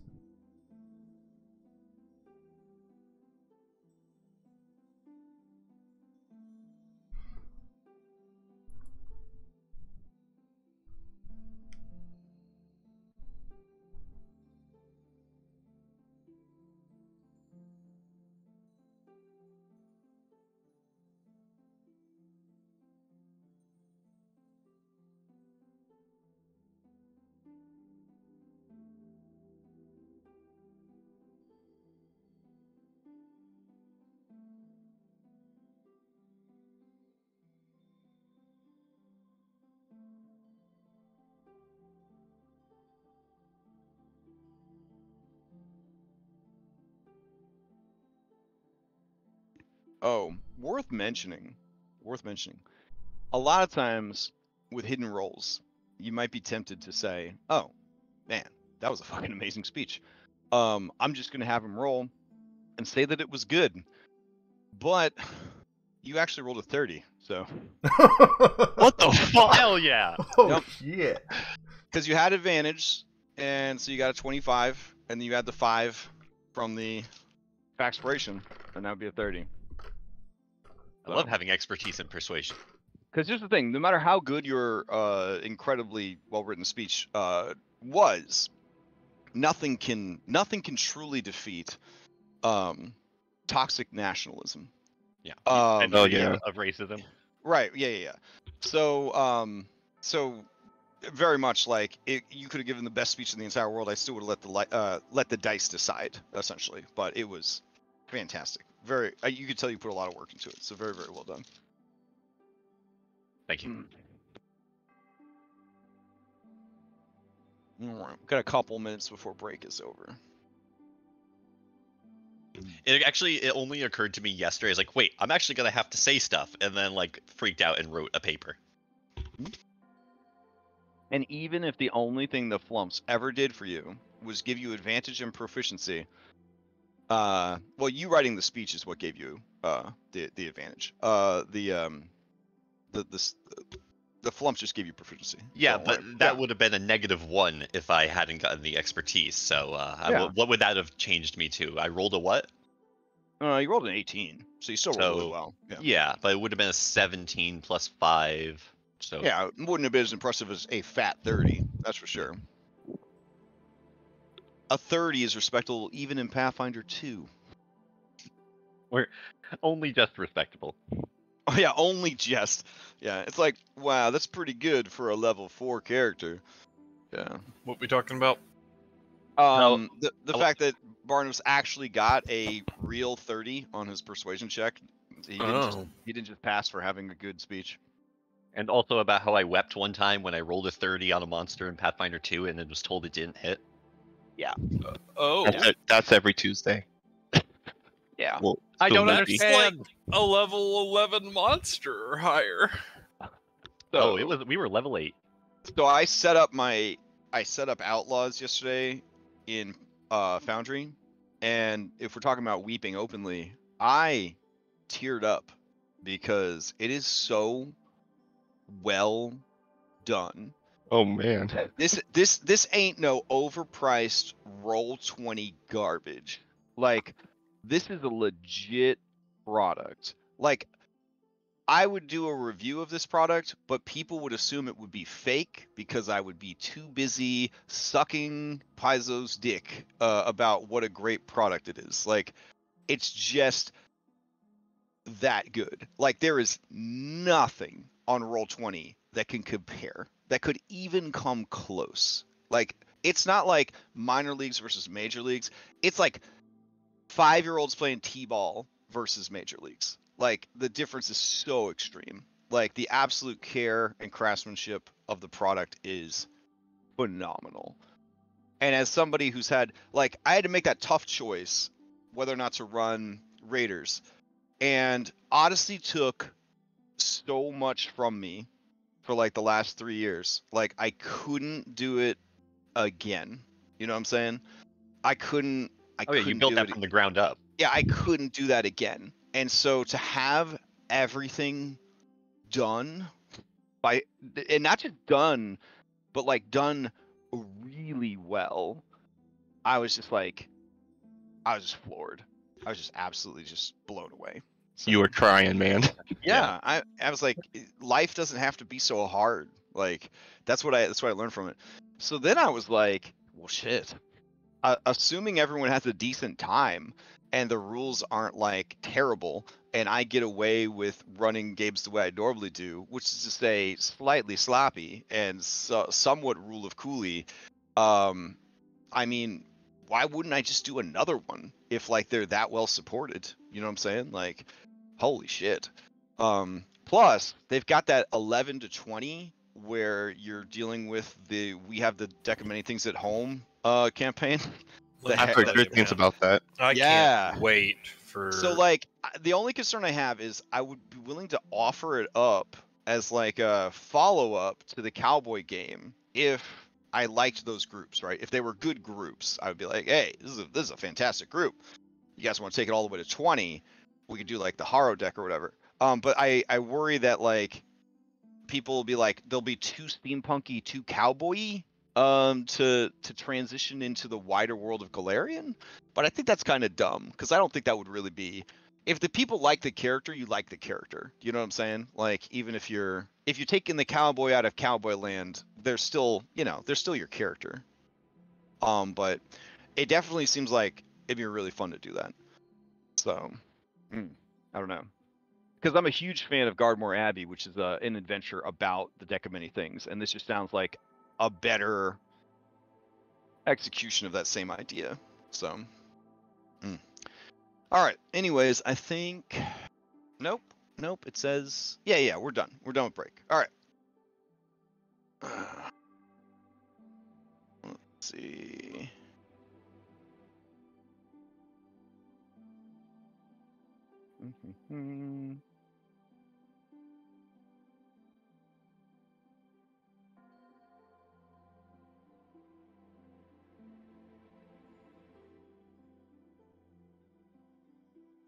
Okay.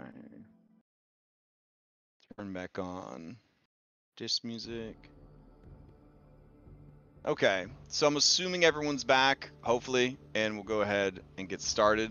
Let me move this combat tracker. Here we go. All right. Let me roll all the NPCs in. Just a couple. Hey, I didn't roll all my NPCs. Is it thinking hard about it? Like, what's the...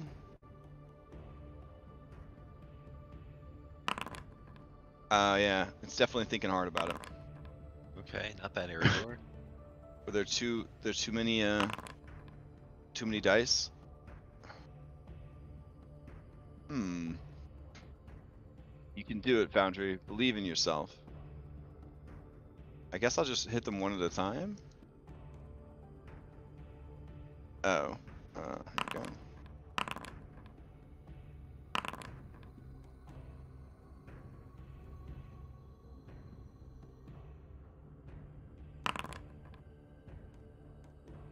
Oh, I don't want to roll raise for them. I'll roll rage jars though. Oh yeah, they've beaten us so far. Now you can use DM inspiration to roll with advantage on your initiative. That's the way to try to steal the initiative. Rage Jar managed. Oh, Rage Jar managed? No, he didn't. He got lost 19. He lost by 0.5. 0.05. Oh yeah, because Helpful Hammerguard has a 19.13 to Rage Jar's 19.08. Yeah, but we can steal into the next turn, so let's just do that. Yeah, that's one guard that would get to go before you guys could drop your spell. And Rager is the ideal person to go next, so. All right. Do we have Lex back yet, or maybe Layla? Wait, Wouldn't they just pass though? Like, What do you mean? Yeah. When they pass, you use an inspiration to steal. That's all. okay, all right. Yeah, that's what he's saying. Yeah, you can't steal the absolute Right, first right. slot. That's yeah, right. I yeah, forgot about that. yeah. But you can steal right afterwards. So, Haranzo, are you back? Yeah, I'm here. How long is it going to take your raven to get to there? I can't find it. I don't know where your bird is. Well, minimum 2 turns. Oof. Oops, Okay. sorry. That's fine. That's fine. Back. Then we should. I think that like you should go steal with the fansbow, move your bird, and then you should pass the Radriar. I can. Yeah, I've got a DM inspiration. I could still using that. Perfect. Oh, and then we keep our fansbow. We Just move it up, and dodge it, and probably use fire shield or something. We Yeah. could have stalled out another speech. All right. Just saying. I guess we will. I'll roll for Ray, and we'll just play without legs. Here we go.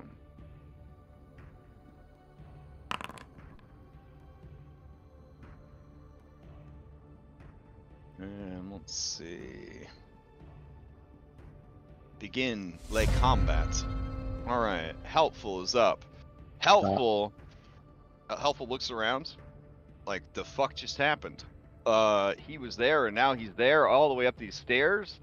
And he is just going to shout, "Look out, Your Majesty!" And then he is going to pass to Helga so she can murder him. Oh yeah. Well, I'm Yeah. gonna use my DM inspiration to steal from Helga. Oh my 'Cause- god, how is that possible? No. Because Okay. I'm looking out too, but for us. Oh, dang! Dom just sent you guys inspiration. Very nice. Thanks, okay. Dom. Cool. All right, so then Layla, you're up. Yeah. So little boy blue flying under the arm of the statue, and then dodging just in case. All right. Sounds good. Layla.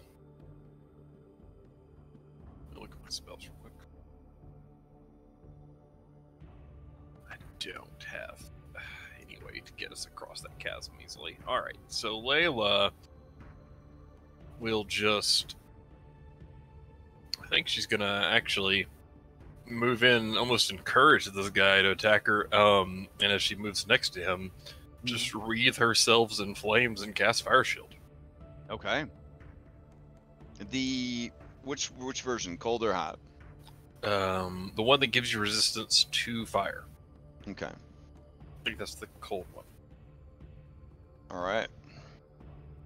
And then I will pass it over to one Radriar, played today by Christian. Okay.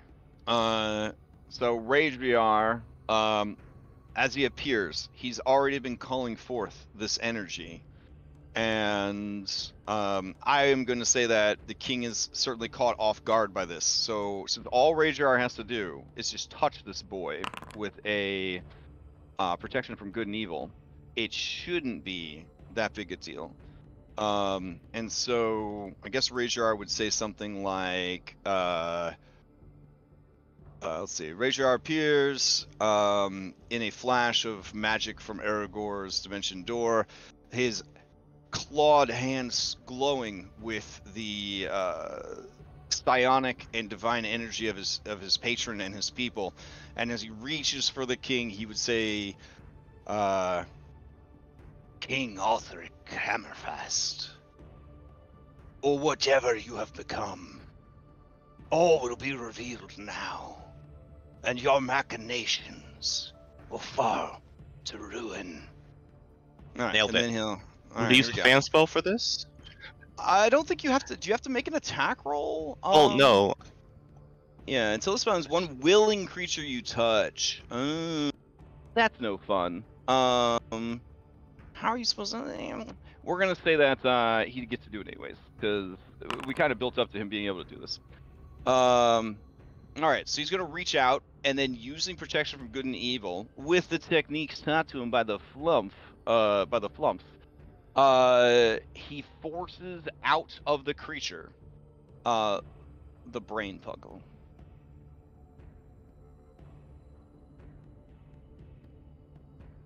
All right. So,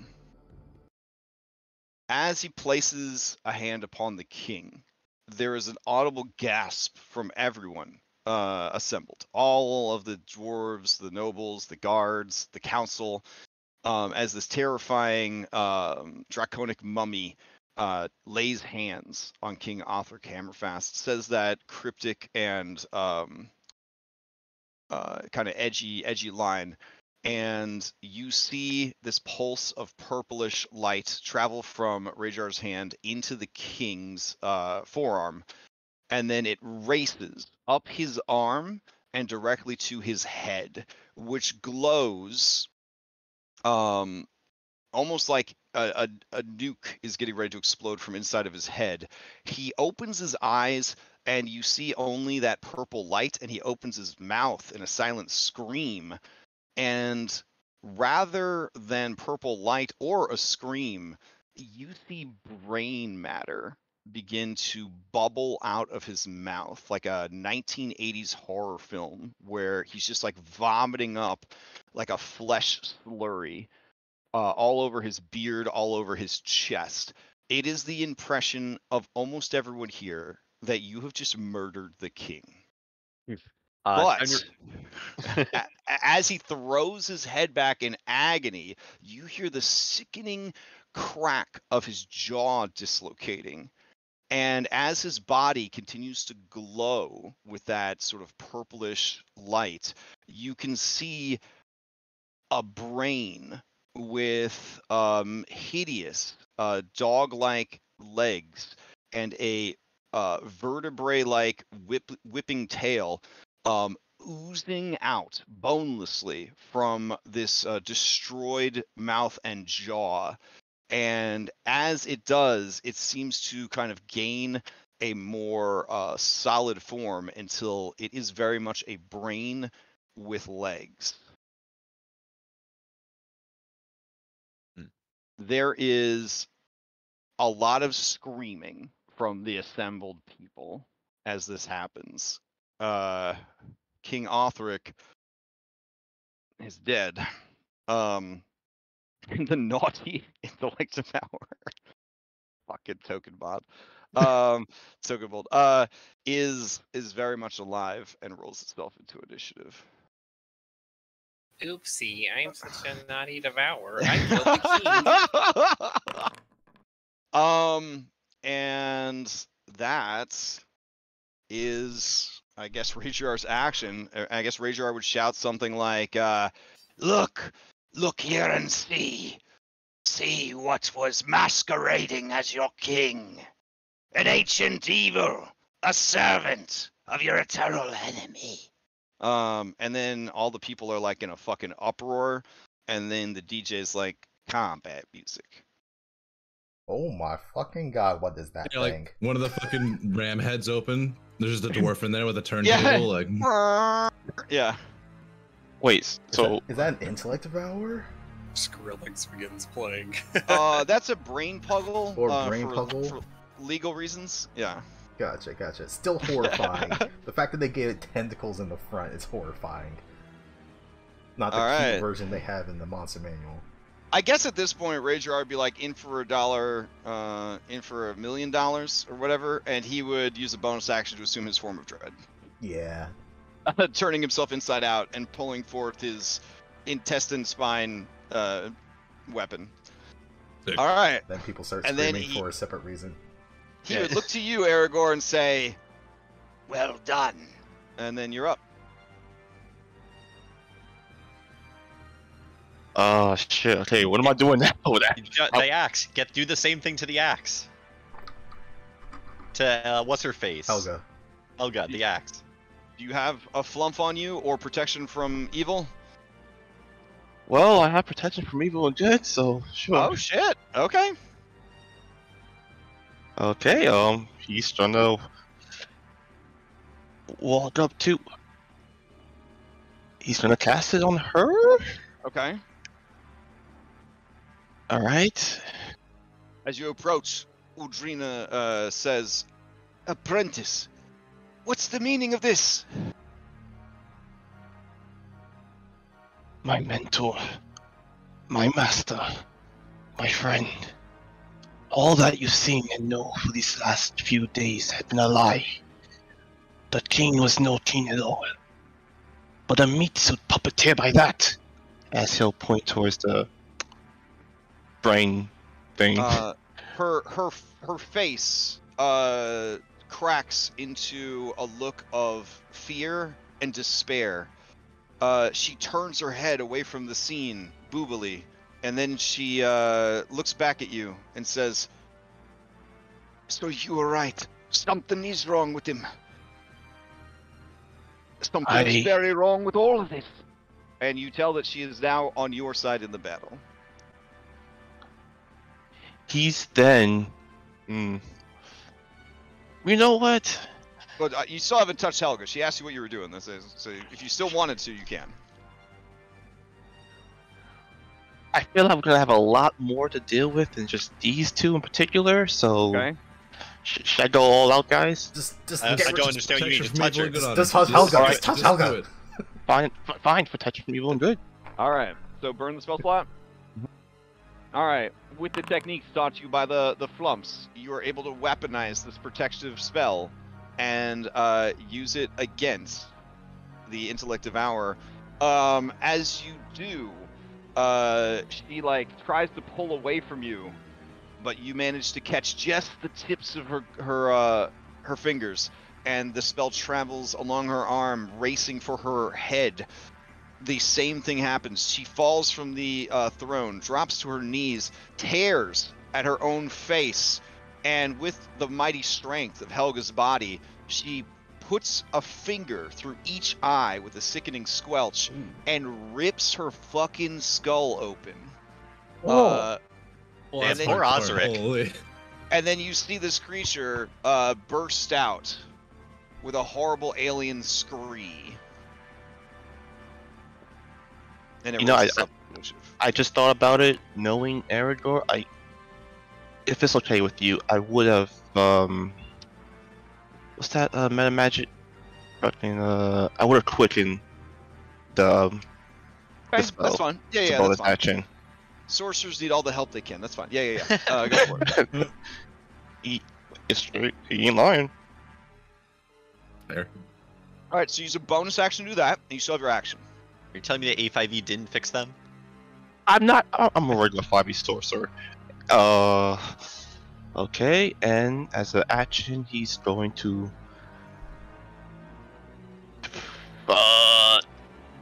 he's going to, Mind Sliver it? Would that be wise? Yeah, he'll Mind Sliver it. Oh, worth mentioning, as you are preparing this to use your action, this might change your opinion on things. You see these giant statues on either side of the throne? Mm-hmm. Okay. They animate. Okay. As they animate, they say, "The king is in danger. Destroy all who harmed the king." And they also roll into initiative. All right, well, those things are right there. Son of a bitch. Okay, in that case, forget Mind Slivering. He's going to place a hand on his chest. Instead of pounding it, and he's going to spend 5 sorcery points to use... What's that, Bastion of Law. To create a ward of 5d8s over himself. Oh shit, okay. Nice. And as he does that, instead of like clockwork symbols, you would actually see dwarven symbols travel around his skin, chest, and face. Hell yeah.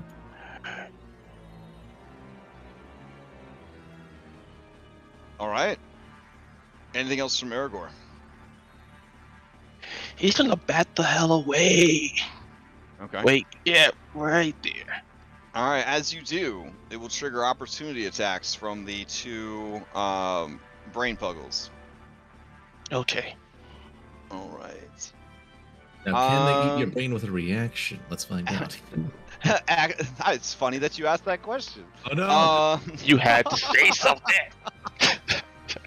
Let's see. They said they're best and brightest over here for this job. All right. Okay. So, as you go to move away from these creatures, they lash out at you psionically.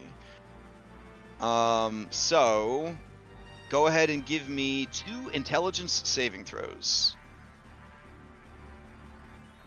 Okay.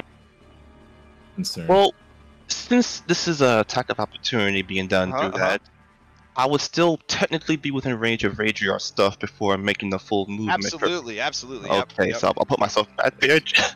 Okay. Oh, thank God.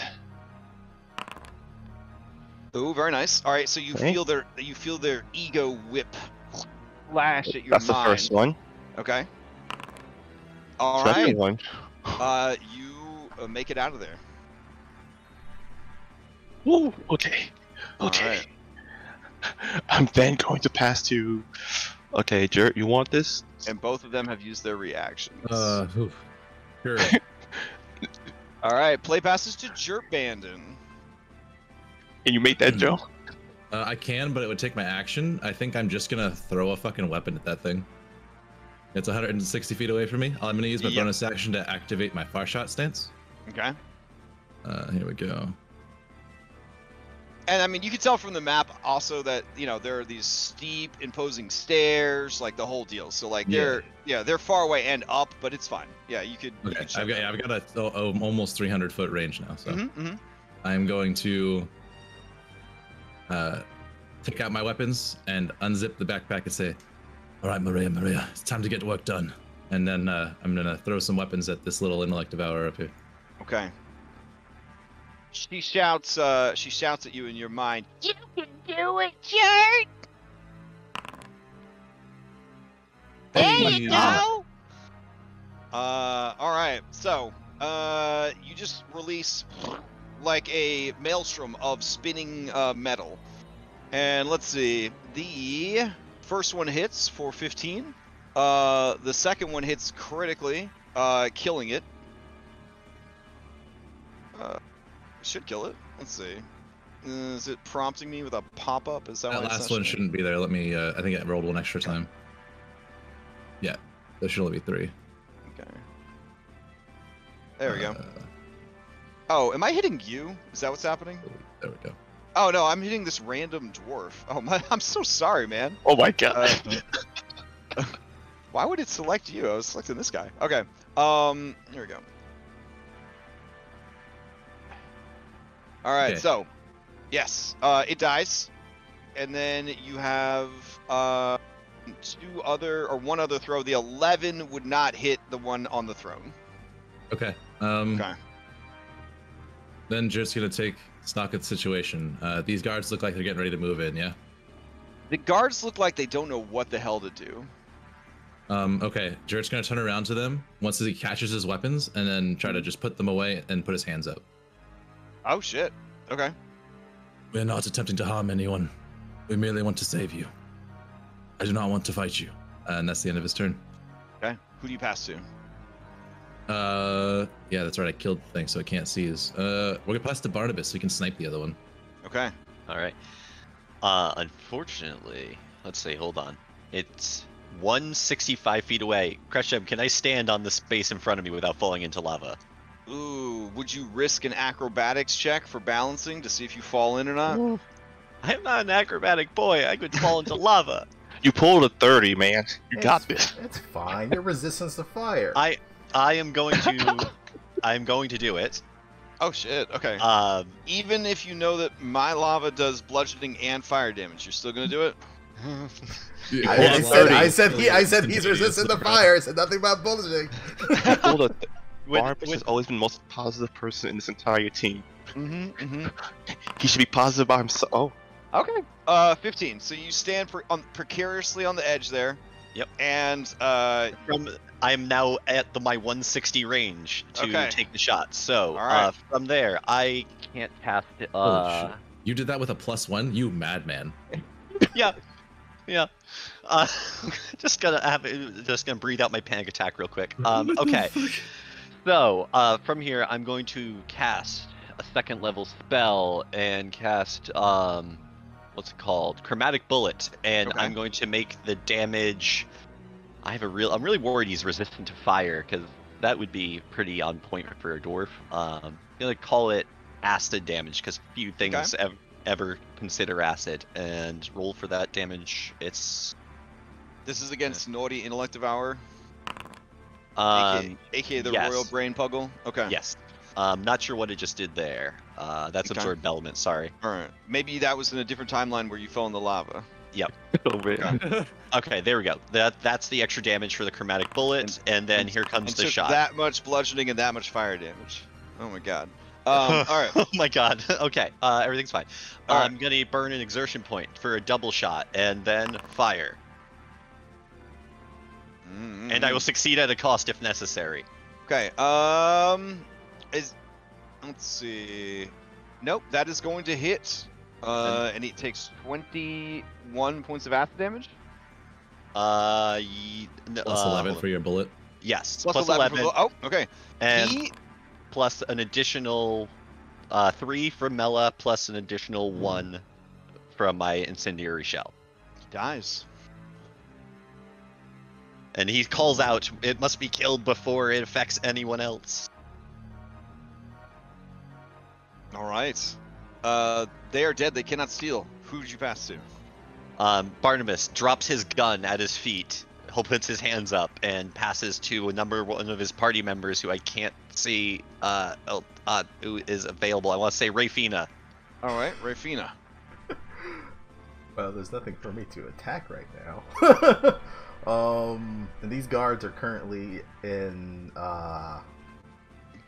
question mark that turned into exclamation mark over their heads. Well, the back to guards question near marks. the guards near you. The guards near you. These guards. Yeah, they are confused, but seeing that Jert like surrendered, they're going into arrest you mode. Okay. Okay.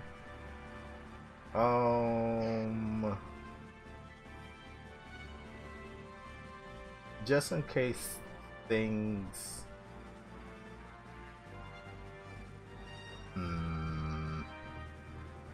Just in case things become a little bit more hostile, Ray is also going to put up fire shield on themselves. And that is going to be it. Same thing, resistance to fire damage, cold backlash. And it's just going to kind of hold hands up. Okay. Just as a precaution. Let's see.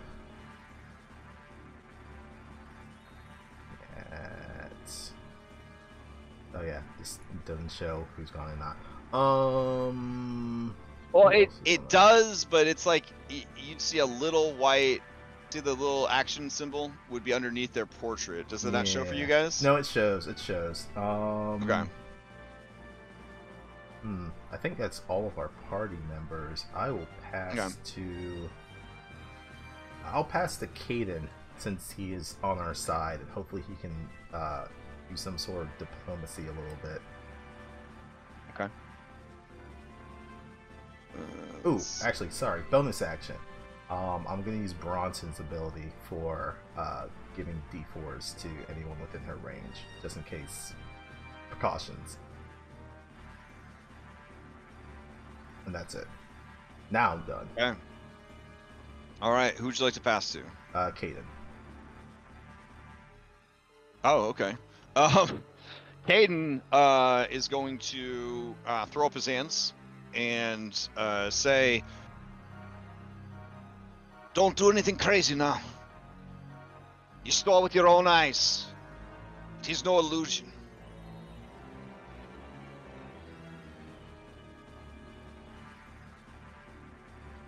All right. The guards look like they're a bit unsure what to do. And let's see. Minette, Gerard, Gina, they'll throw up their hands. Bronson will stand defensively in front of... Yeah, I guess he'll just stand right here. He'll approach with and he'll sheath his... he hasn't actually taken his weapons out. He'll approach with his hands up and no weapon drawn. All right. So, who would Caden pass to then? I feel like we're out of heroes. Yeah. Yeah. It's all bad guys now. All right. I guess pass to the flumps because they're technically in the turn order. All right. Okay, so let's see. Donnie Salami is still giving you power, but Little Tony is with Ray. Little Tony will reveal himself. And with a loud, reverberating fart, he will draw the attention of the people towards him. And he will send out a telepathic message, passing to the other flumps along the line so that they may all offer up the same plea. And he will say, "It is true, your ancient enemy has returned.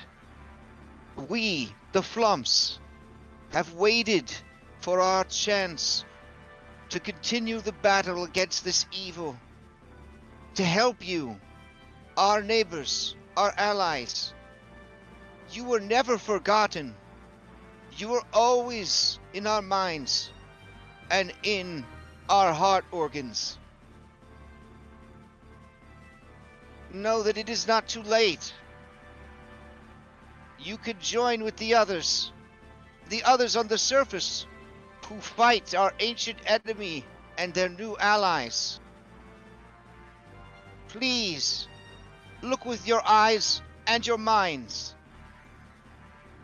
This day, put your hearts aside and see the truth."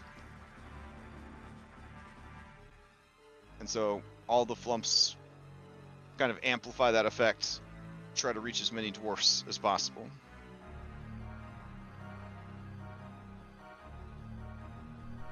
Well done, Little Tony. All right. So then, let's see.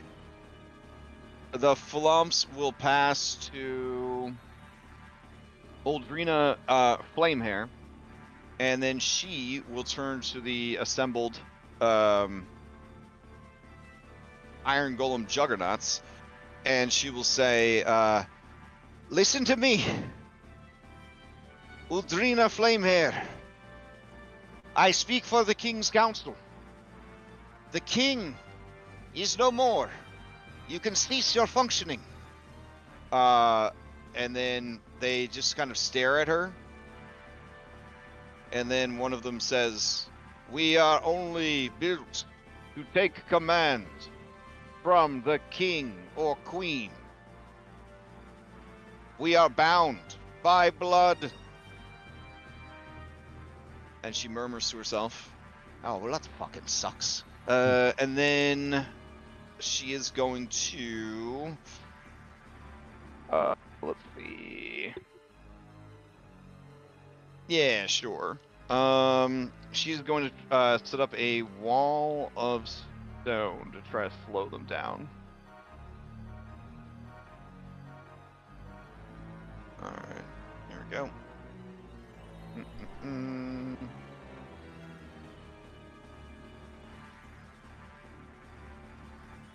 Let's see. So I guess like there-ish. There we go. Damn, that's a big ass wall. Alright. Alright, so she calls forth from the ground, from the nearby stone, from the walls, from the elemental plane of earth itself, a wall of stone, trying to separate that one from the rest of you.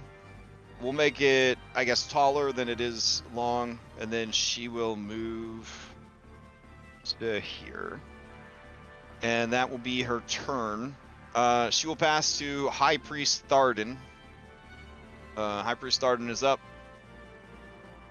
He sees what she's doing and realizes that's probably a good idea, so he is going to do that. I guess this is a pretty good stress test for this new, using the status to mark the turns, because, like, there's a lot of people on this map. If it starts to choke, then we know it's not going to work. Alright. Would this kill this dwarf if it appeared on top of him? Alright, I guess he'll ready the spell, pass to this guy. This guy will disengage and back up. And then he'll cast the Wall of Stone, kind of separating them from the two golems. Alright. Let's see. Oh no! She didn't really think about... You know how sorcerers do. They didn't think about this guy who's stuck there with the fucking golem. Alright, but this guy didn't hurt the king, so maybe it's alright. Alright, this guy's going to take a dodge action and hope for the best. Well, he could leap over this little railing and land the railing? right here if he really wants to avoid this thing.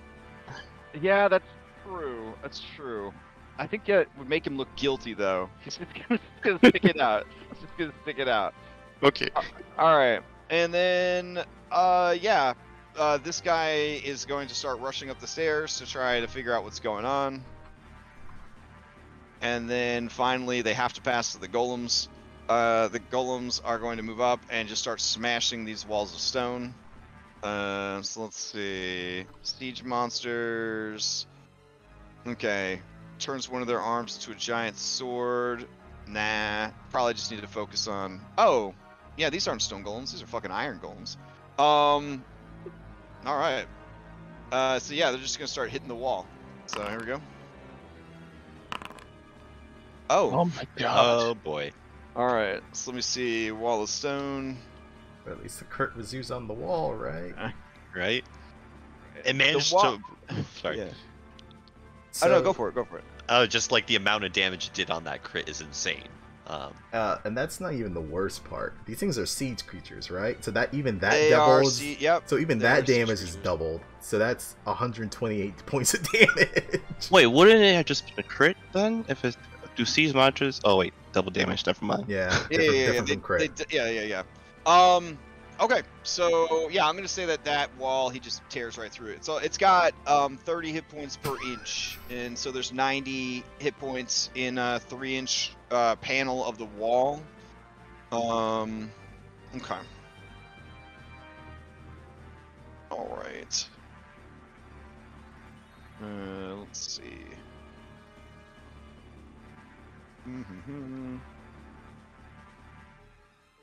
So yeah, that would be enough to get through. So he's smashing through the wall, but that's his turn. The other one's gonna try to get through as well. Here we go. 1 and a 2. All right. Wall has an AC of 15, so that guy is going through the wall, but is still held by it on the right-hand side. And that is all the bad guys. Going to the next turn. I think you forgot Tyrande Soulstone. Oh shit, you're right. Okay. Well, his is pretty easy. Yeah,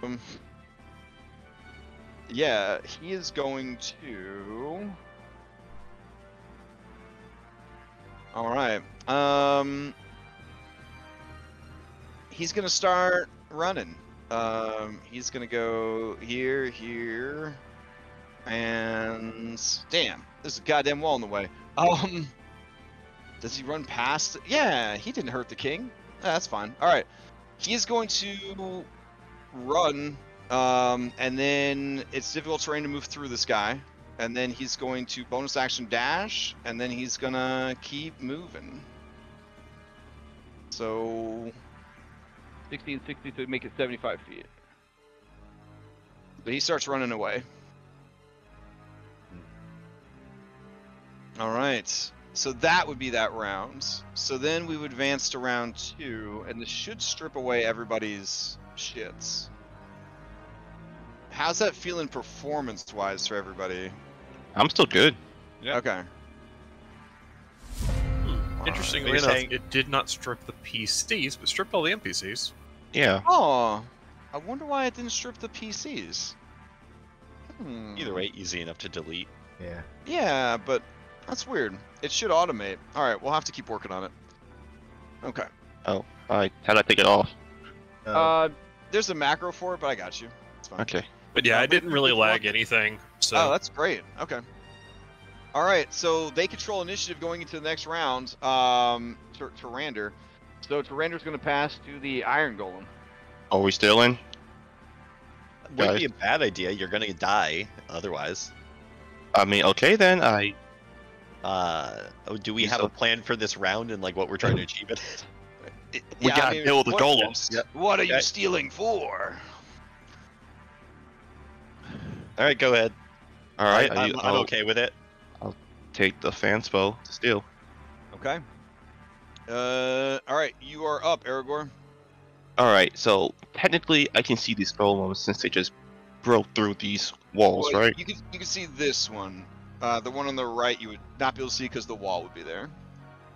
I thought he did like over 100 and something to on the crit. That was the first one. I think This was the second one. My bad. I was looking at the second one the whole time thinking that because the guard was okay. My bad. Oh yeah. Yeah, so this guy up here, he's the one that busted through the wall. There you go. Okay then. This is not your problem. I'm going to stand side by side with my teacher. Okay. Look over to her and say, "Together, once more." And he will. You'll see him collapse his hands together before slamming it to the ground, like FMA style, before he's going to conjure forth. He's going to cast Summon Construct in front of the golem. And it'll be in the form of the hero of Rust, Lamia. Oh, okay. Just let me bring her out.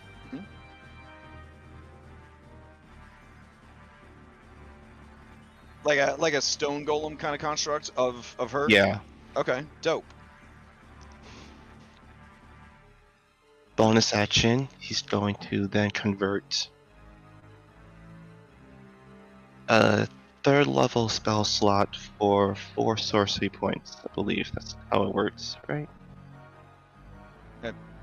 Yes? Yeah, I think so, yeah. Because it doesn't show the full details. No, it's 5 sorcery points, never mind. Alright. At the end of his turn, the stone golem will go, and it's going to strike it twice.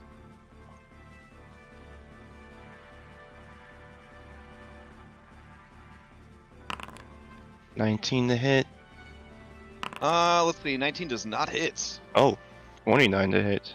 29 hits. And the attacks are considered magical on this creature? Yeah or nay?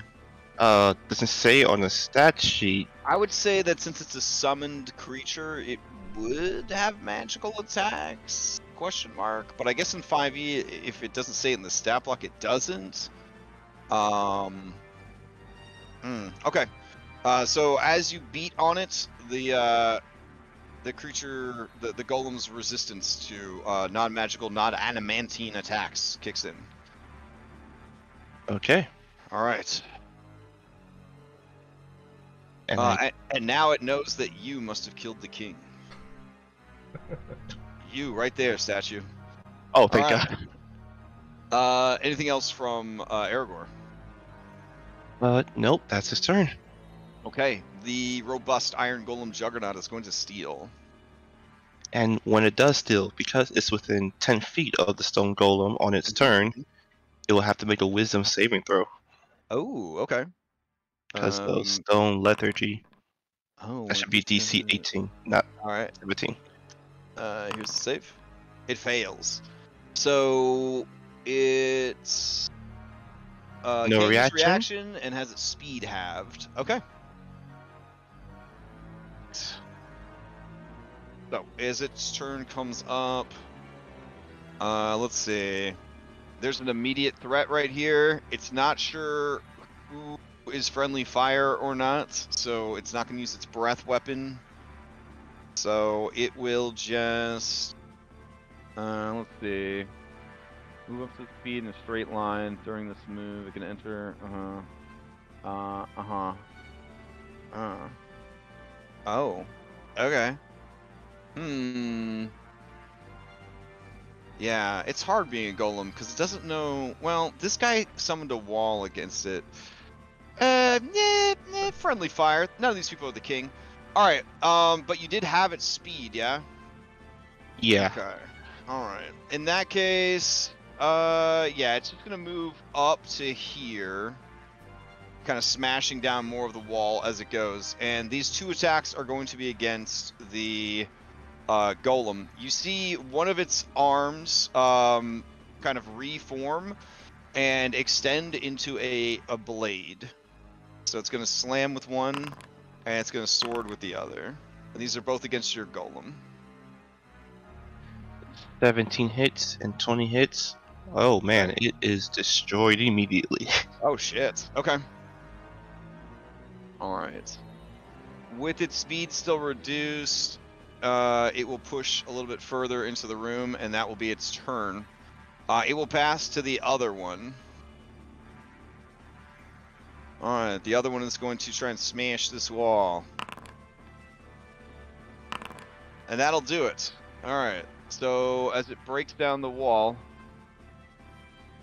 it just sort of Kool-Aid Man, Juice Golem, just explodes into the room.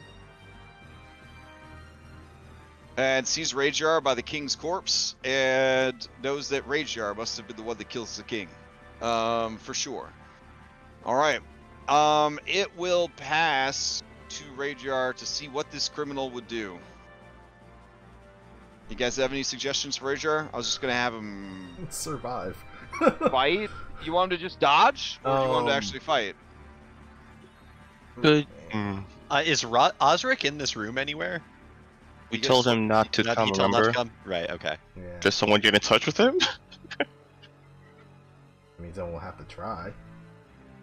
Okay. Alright, so Ragear fight or Ragear dodge? Ragear. He's got a 21 AC, so... But these things are swinging for plus 15. Yeah. I saw that 8 and it's a 23. Just dodge. No. Alright, he's just going to attack. He's going to hex this creature. Here we go. And then he's going to attack it a couple of times. Let's see. The Ravager, non-fey, 1. And a 2.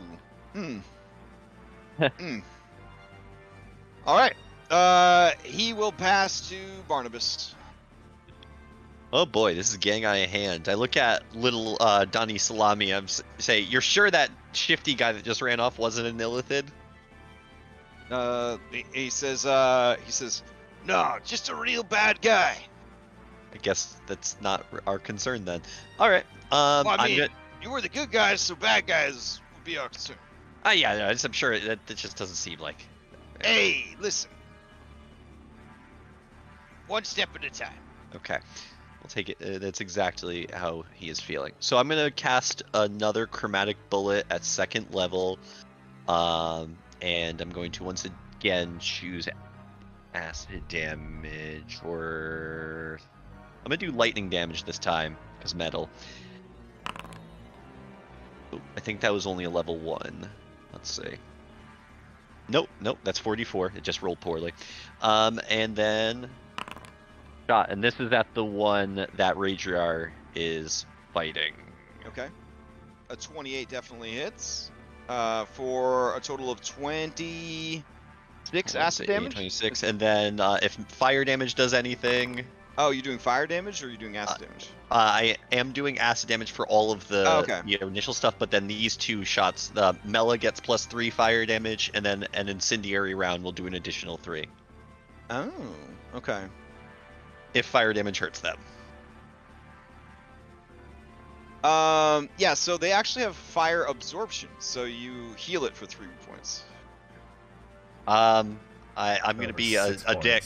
Yeah, it's actually more than that. It's I heal them for 12 points. So I do 12 points. I do 20 points of damage to them. So 8 total. Yeah. All right. But now you know they heal from fire. Well, this is how we learn. And I just again I call out, someone stop that man, and that's the end of my turn. Okay. And looking through right now, Layla, you want to go? I don't have anything in particular to do yet. Jerk, can you see him still? Do you want to go? See who? Jerk, just go. Okay. Oh my god. I would say that dude fleeing with the statue and the stone wall. I don't know if you'd have a shot or not, honestly. If you maybe can't see yeah. You might have a shot if you reposition, but Yeah, there's no way I can get across without using my action. okay. I thought we were gonna surrender here. What's the play, guys? I mean, do you want me to chase him? I can. Well, it's a little hard to surrender when 2 iron golems are going to smash our 2 allies. I think we need to deal with those things. Yeah, unless Osric steps in at the critical moment. What you mean, like flies in on a fucking griffin and he's like, like cease this attack, like that kind of thing? Yeah, like I am the king now. Right. Yeah. I mean, do you just want to pass to Osric so he could do that, or? I mean, is Osric even here? No, we told him not to come. Yeah. So you don't want to pass to him so he could do that. Got it. I do want to pass to him so he could do that. Okay. If he is somewhere in the crowd hiding, waiting for his moment. All right, You can hold him off. What are you, goddamn So, priest? so as you do that, you hear a screaming caw, an eagle's cry that is somehow mixed with a lion's, and you see flying in is Othric Hammerfist, fast on the back of his smart griffin. Smart griffin, look around, looking very smart. The people gasp. The people gasp as he flies in, and he looks around at the scene, and he shouts to the golems. Well, actually, I don't think he'd know 100% what's going on, but like he definitely was not listening to you guys and not trusting everyone, and was nearby, listening / watching what was going on. So he again appears on the scene, and he's going to look around, and everyone's going to gasp, all the people that are screaming from this terrorist attack, and they're going to be pointing up at the prince. With bleary and weary eyes, he takes in the scene, and he sees the carnage and the mayhem up here. He cannot tell through all of the craziness exactly what's happening, only that it looks like his father is dead, and there's something being crushed under the feet of that golem. There are clubs flying around. Yeah, oh yeah. I'm just saying, like, as far as checking on his, his betrothed and his father, and then, that kind of thing. Yeah, that's gonna be rough. All right, he calls down to you from on high, and says, "What happened? What is the status? What can we do? Please, tell me." Ray will use her reaction if it's needed. Okay. Yeah, you can just free talk. Or it's just fine. free talk. They were able to rid your father and your betrothed of their brain puggles, but it seems the golems have deemed this as an attack by us. They need to be stopped.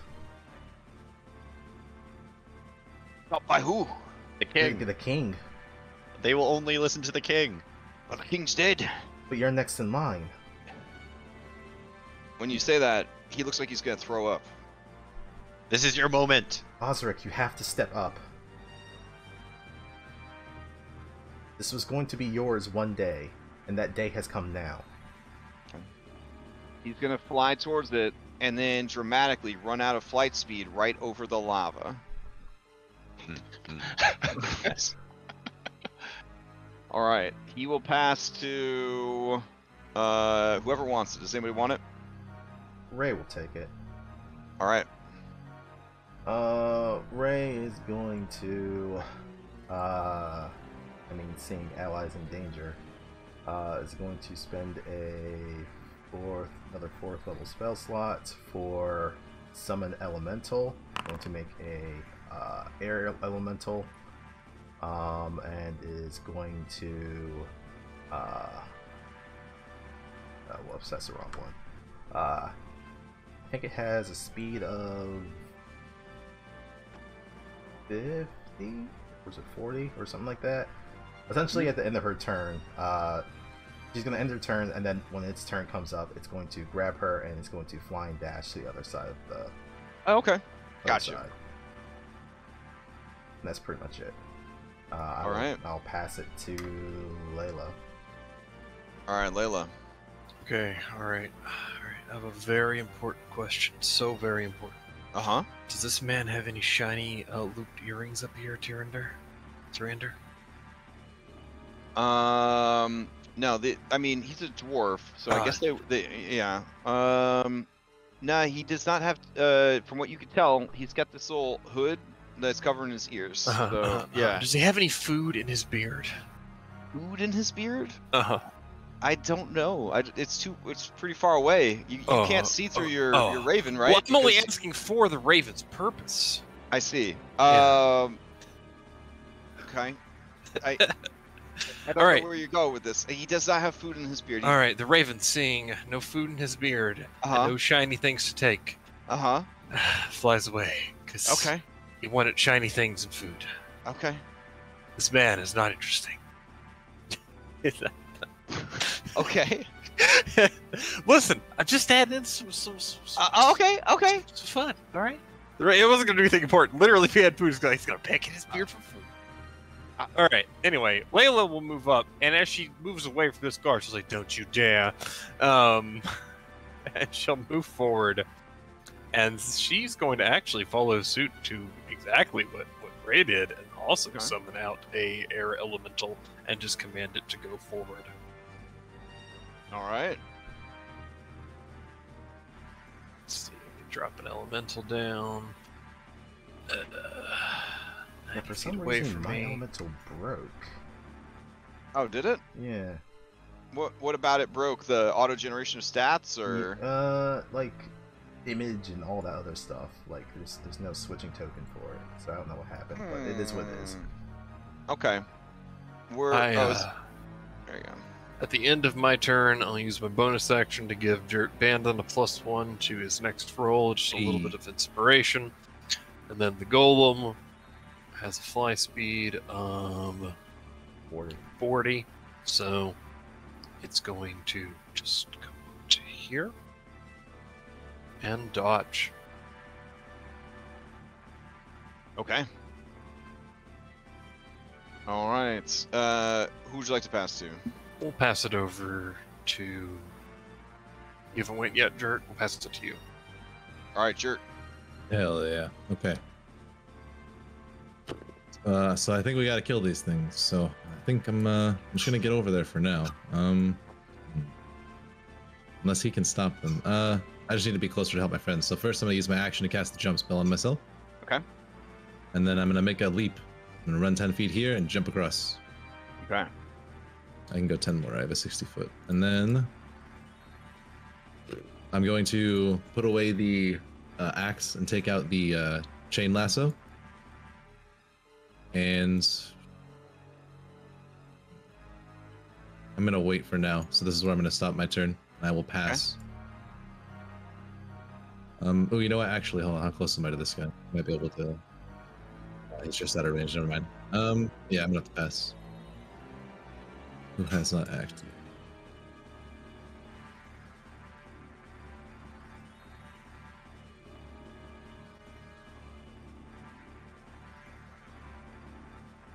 I think all of our team have acted, so I gotta pass to one of them. Okay. Flamehair would take the... if you would pass. All right. All right. She's gonna drop concentration on the wall of stone, so that would go down. Since all it managed to do was slow it down just a bit. She's gonna look back and see Othric, and then she's going to say, she's gonna shout at him, "You're the only one who can tell them to stop. You have the blood of the king. Please."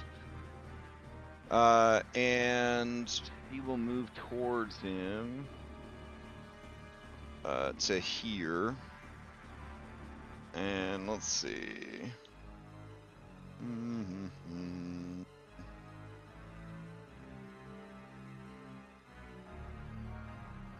Okay.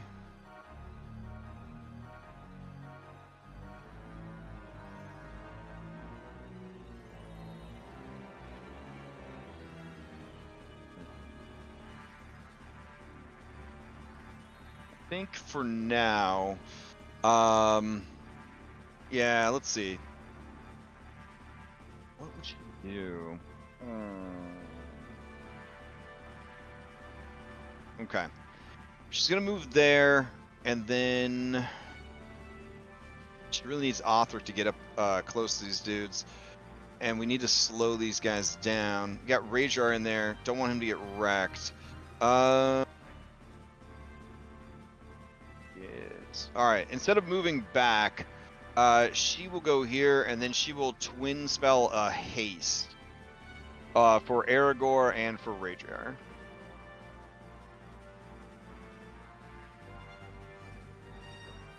There we go.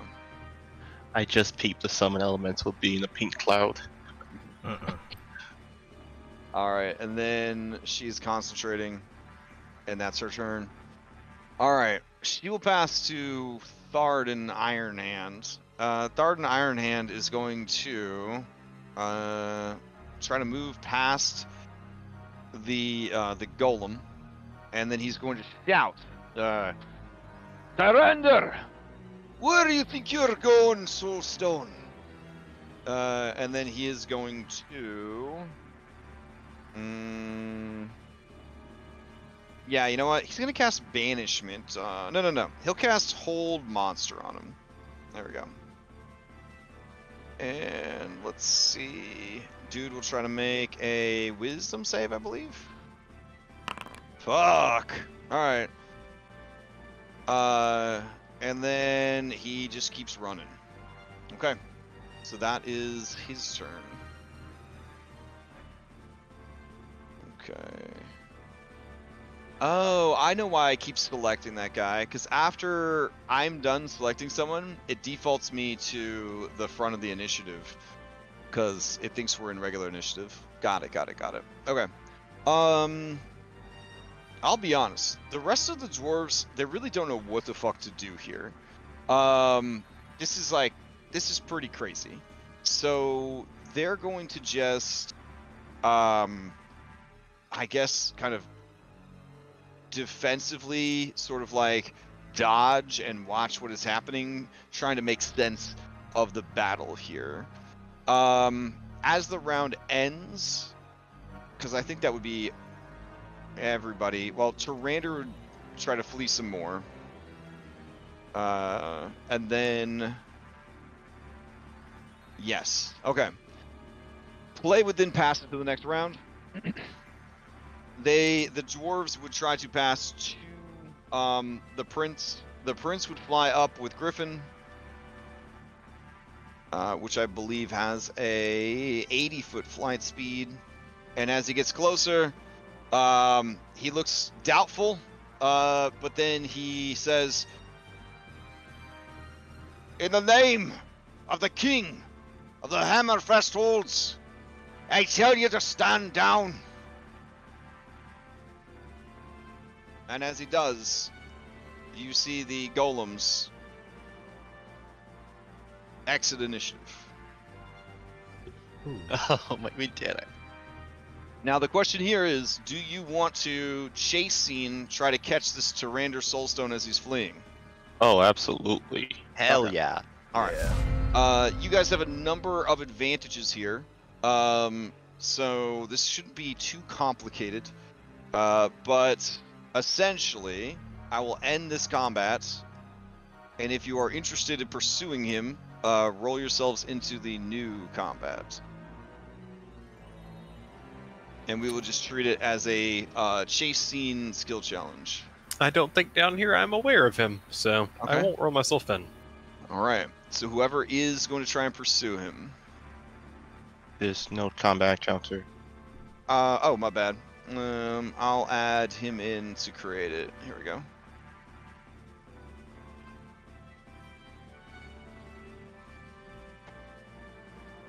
Alright. Nice. Jert, you giving chase, yeah or nay? Yep. I have jump spell and I'm 100% gonna go. Alright, go. Alright, so I'll add you to the initiative. And then... Spider jerk. I feel like Rajar would probably go this will be a good test of what you guys know about Ragear as far as what abilities you think you should roll. Okay. So we're gonna keep it in order. There are 3 things that would be best for chasing this dude through the dwarves' capital city's fortress, the seat of power. This guy knows the place. He has some unusual powers, certainly not powers you would learn from a Jedi, that he is going to be employing. On his turn, he will be using those to try and diminish successes that you have made. You will need to get 5 successes by the end of the 3rd round, or you lose the trail. He escapes, he makes it to his quarters and teleports away, he throws himself into the lava, something definitive that just leads to failure. So, Barnabas, starting things off, what are you going to do to try to pursue this guy? Skill challenge. Is this strict skill challenge, or can we use resources in this case? Depends on the resource. But so the you specific certainly resource, the certain resource I'm looking for is to cast Expeditious Retreat to increase my movement speed. Okay, I would give you advantage on that. Okay, then so that's so I can that would just be for an athletics or an acrobatics. Okay, I can. Yeah, actually, I was gonna say maybe so that I could do investigation, but also keep up with the group because I knew that would slow me down, kind of. Oh, okay. That way I can keep track on his trail and keep up with the group. All right, sure. Give me an investigation. Okay. With advantage, that is a success. So it's a single success. I would succeed at a cost to make it a double if possible. It is not. It would not be enough to push it to a double success. Okay. All right. Jert, you're up. You're under the effects of the jump spell. I would say that anything related to acrobatics and athletics, you would have advantage on, since you had that before the challenge started. Okay. Well, it takes me a minute to get up there, I think, right? So I'm just gonna have to spend my first turn just getting up there. Mm-hmm. Or are we this is presuming I make it there? Yeah, Okay, he's off map. He's racing through the halls and stairwells of the citadel, trying to get away. My goal is to try to find an area where I can leap out onto where if he's going anywhere where there's some open area, so that I can get ahead of him and try to cut him off. Okay, fair enough. So go ahead and give me that skill check. All right, I'm gonna do. Oh, sorry. So has athletics been used yet? It has not. The only one's been used is investigation. I'm gonna do athletics. All right, athletics is one of the skills, the 3 skills, so that's gonna be a lower DC. All right, now you said I have advantage with jump, so it should be 19. All right, advantage with jump. You are going to succeed, but not critically succeed. All right. All right, so that's 2 success. Okay, who do you pass to? Oh no, you don't pass. Yeah, you don't pass. Yeah, sorry. My brain. Aragorn, you're up. Okay, considering that this dude is moving far beyond Aragorn's ability to sprint forward, he's going to get a better range to try and perceive where he is. I believe he would dimension door himself roughly in the general area he saw him run towards. Without any specific point. Keep in mind that if you would teleport into a wall or something, then you would not make it. Like, it would just cancel, it would bounce you back. Well, this is his home, so would he know the layout? I would essentially just make this a caster check. And if you didn't succeed, then you wouldn't, you'd still use the spell, but you wouldn't be able to, benefit from it, essentially. Okay. Yeah. So since you are going to use a resource for this, and there could be more shit going down, you never know if you're doing one thing and then it's just going to bleed into another thing. If you're going to burn another dimension door, I would say you can make this caster check with advantage. All right, thank you very much. All right, here we go. Well, shit. That is a 3rd success. Okay. All right. So you appear, and then as you appear, you see him crawling along the ceiling like a cockroach. There's so much disturbing things about that. Oof. I guess with a sickening crack and popple, he like turns his head painfully around to look at you, and you see that his eyes are just two shining black pits of oil, and he hisses at you. I just flip him the bird. All right. Get down here, you son of a bitch. Ray, you're up. I'm imagining like that alien dude in the first Men in Black, where he's just like jumping all over the place, like in a bodysuit. Eat me! Eat me! Yeah. All right. Well, Ray has summoned a air elemental, so she's going to pretty much strap it on, use it as a jetpack, and shoot into the sky.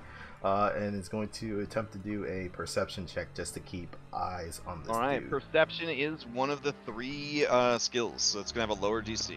Okay. I'll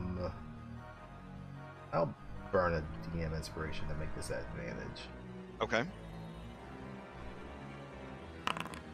Oh, yeah, so you crush it with a critical success. So unless he can strip away enough with his debilitating thing at the end, you guys will catch him this round. That brings us to Radriar. As Ray, you use your keen senses to listen and spot and follow him as you zoom along with your air elemental. Radriar there's no way he wouldn't activate his psionic flight. And then he will pursue.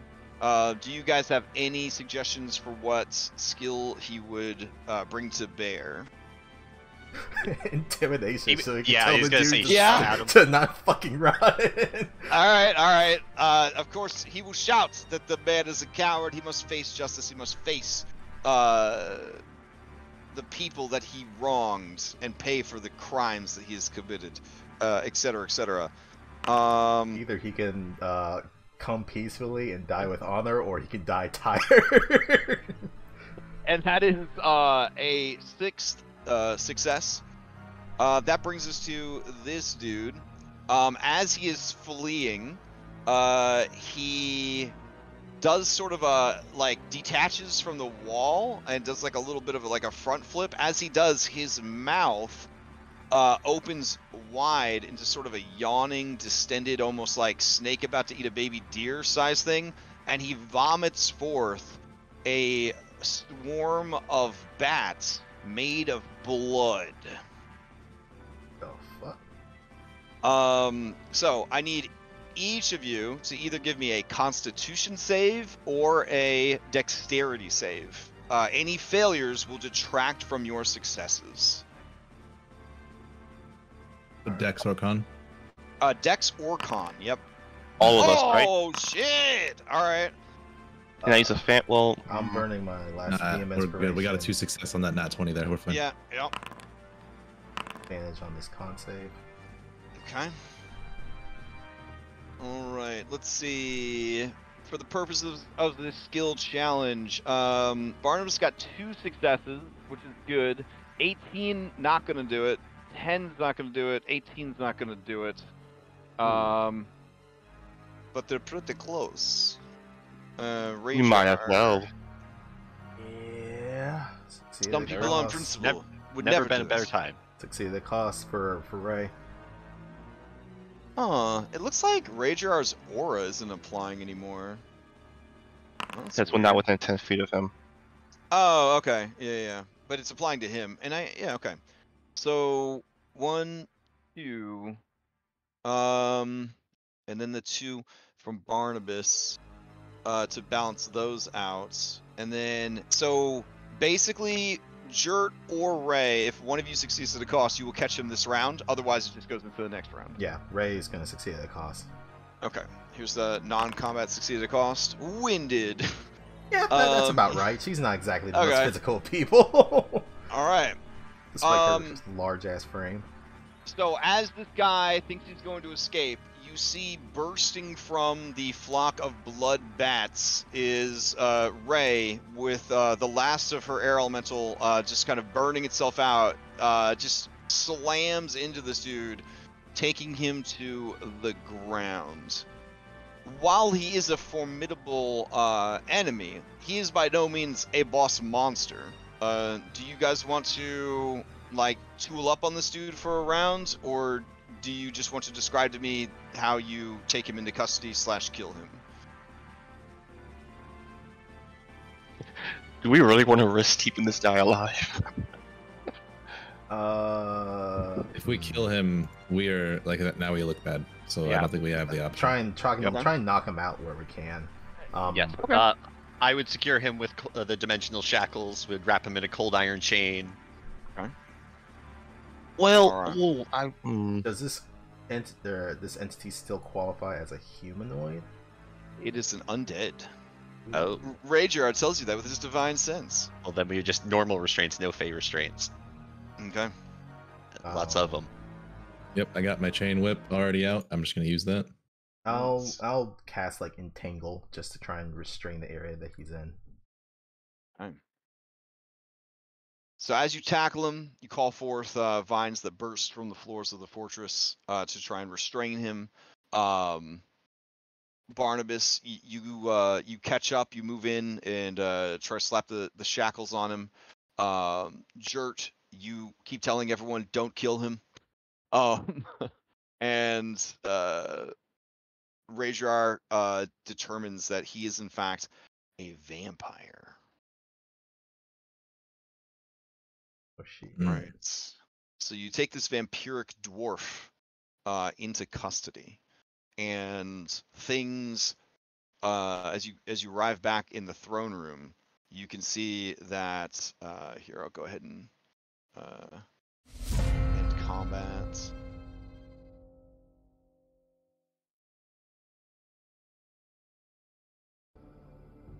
All right. So you guys drag him back to the throne room. And you can see that the golems have reset themselves. The people look on in horror and confusion. And you can see that you can see that Osric is standing over I don't think he's standing. I think he's holding the smushed remains of Helga in his arms. And he's not too proud to just weep openly in front of all of the dwarven people. And then occasionally he looks from the smashed remains of Helga to his father's mutilated corpse, and he sobs as well. So real is his despair that the onlookers all sort of like get it, right? Like, this is not a performance. This is not like a coup that he has, now he's trying to sell. Like, his tired sorrow, his sobs, they just resound through the halls, and the murmuring is quiet, and there is still some confusion to it and some despair as you guys arrive back in the room. And we have him in like the proper mage restraints, the fingers, the mouth, the Oh, the yeah, whatnot. yeah.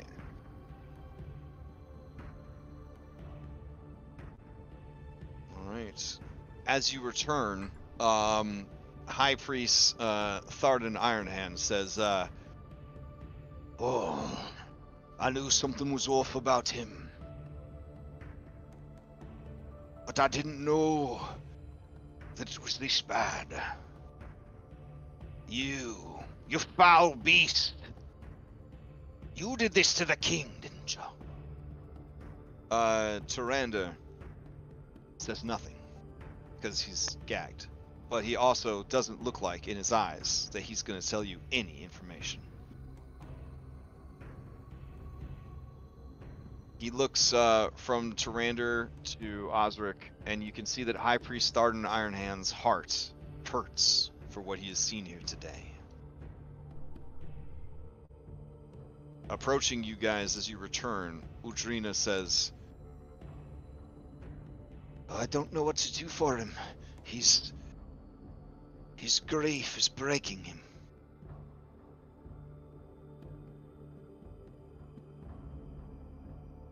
We perhaps given time. But time isn't something we can count upon, can we?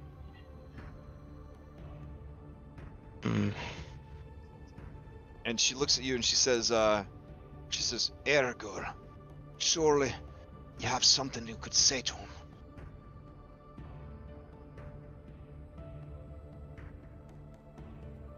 He'll put a hand on Osric's shoulder, give it a tight, firm Okay. squeeze. You feel all his muscles tensed up, and a deep, quick intake of breath. And in Dwarven, he's just saying, why, over and over and over again. In Dwarven, he'll respond back. Perhaps we can do something for them. He looks up and he says, you mean to say bring them back from the dead?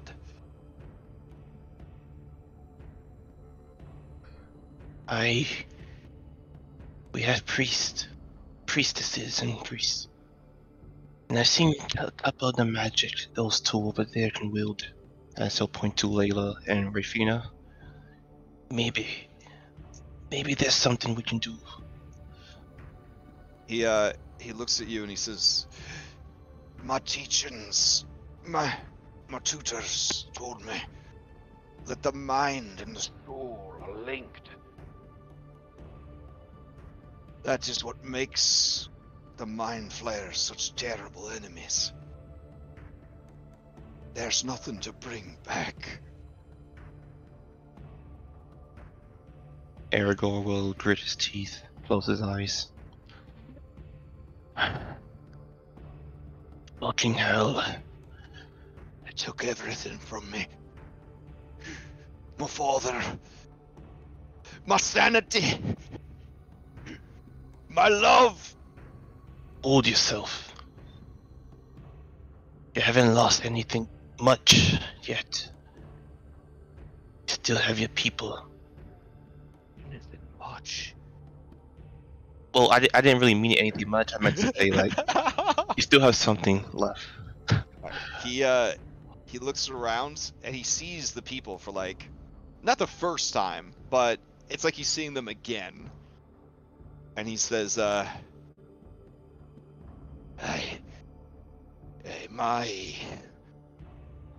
my grief is my own. And he gently sets her down at the foot of the throne.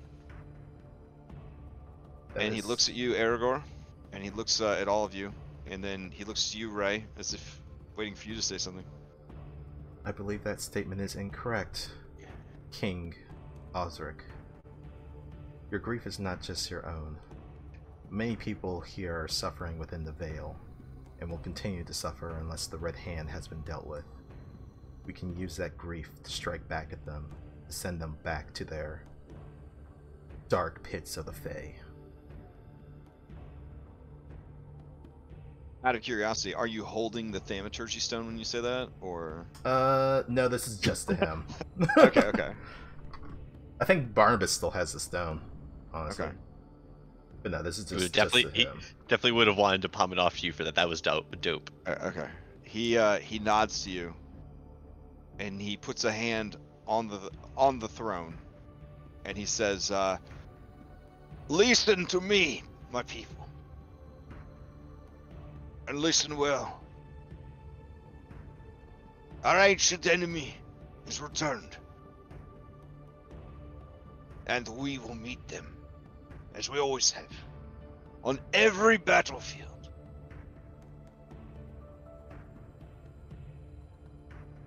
Prepare for war." And as he says that, there is it is like the ocean roaring, and it is the roars of the mournful and angered dwarven populace. as they look down upon their new king and the treachery that led to the destruction of the king and his champion.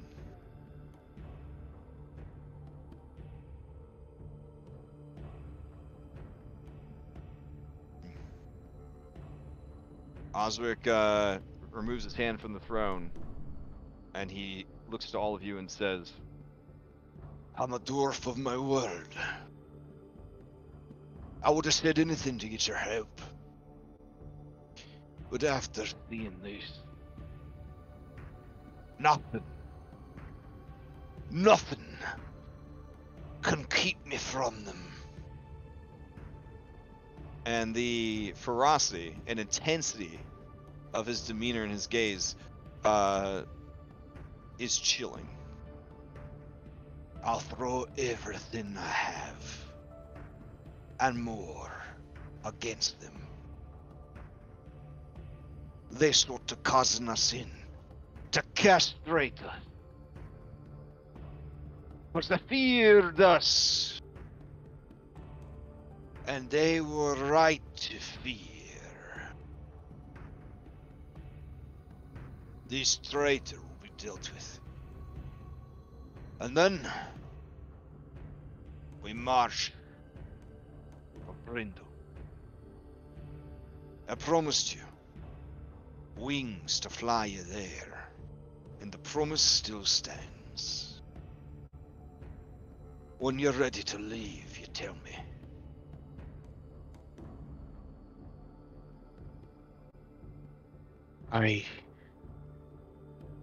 We thank you for your aid. With the Vale united, we will stand against the Red Hand, and we will seize victory. I wish to offer you a token of my thanks, Osric, for uniting us. And he motions to Jocelyn, who's by the cart. She pulls a case out, and after opening it, it reveals what can only be described as a hammer cannon. A tremendous 2d8, like two-handed great hammer, and at the top it opens to a flare to a 2d10 shotgun blast. And upon it is engraved in both common and dwarvish, Grudgebreaker. Why are you such a badass? Our little nerd. He takes out the hammer. He tests the weight.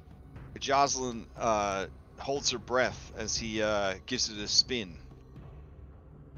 Tosses it and catches it. Stares down its length. It looks back at you. "This is a fine weapon. And it'll drink the blood of many hobgoblins.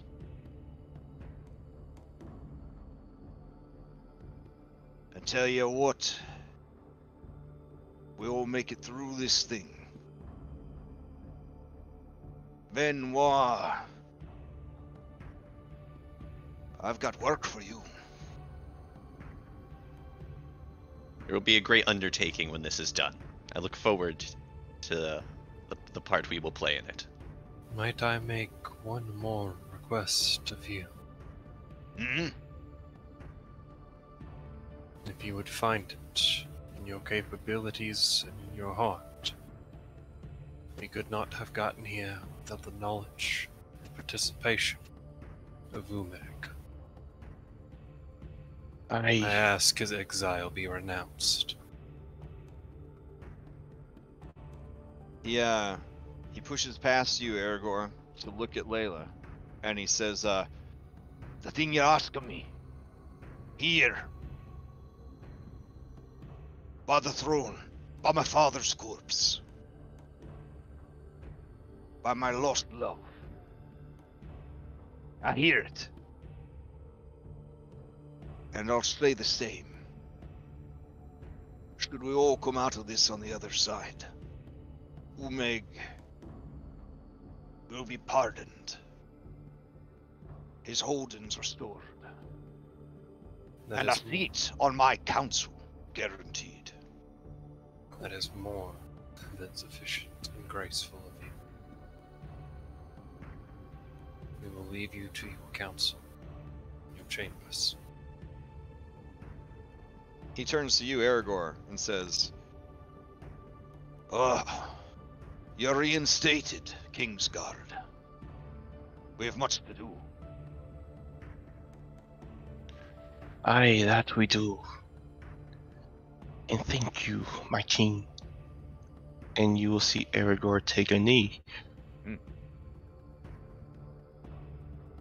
Udrina says, Your Majesty, perhaps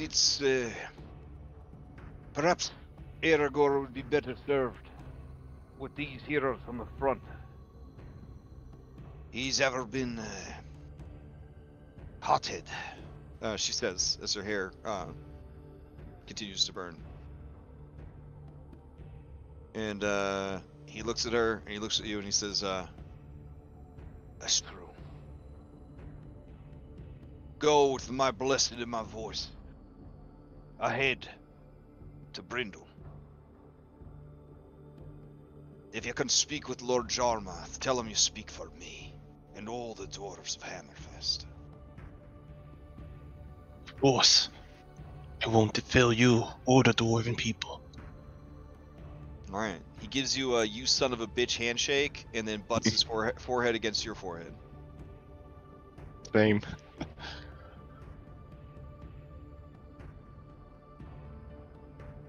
Alright, and then he turns to High Priest Thardan Ironhand, and he says, I trust you have a way to get some secrets out of this one. and you see his hand thrumming with radiant energy. He approaches Tarander Soulstone, who shies away from the radiance, and the High Priest nods at his king.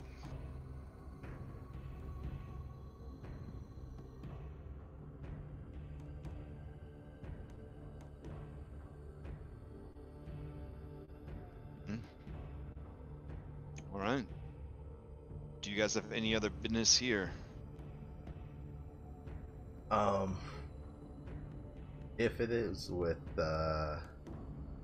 Hammerfast blessing, Ray would like to get Layla's assistance in this, in trying to, if we can't bring back the bodies, or at least the minds to the bodies, to at least keep the bodies in a less, horrible smash state, using the techniques from the Ghost Lord of plant fibers to kind of resurgery these bodies at least into a state that's presentable. Are you willing to put in a couple hours of work to do that? As I mean, it's what we came here about noontime, so I mean, yeah, it's only about 12. It's only about 12:40. Are we immediately leaving, or do we spend the night here and then leave in the morning? That's up to you guys. Ray would like to petition that we leave in the morning.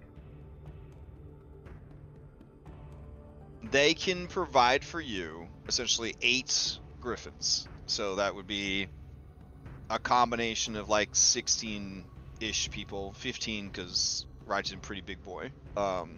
Could use them to travel. Also, the other thing I was going to bring up, since we can't take our battle wagon with us, it's going to have to ride with their army and meet us at Brindle. So, yeah. Okay. Time is of the essence. I can perform a ritual on them to help them have a more easy decay. Oof.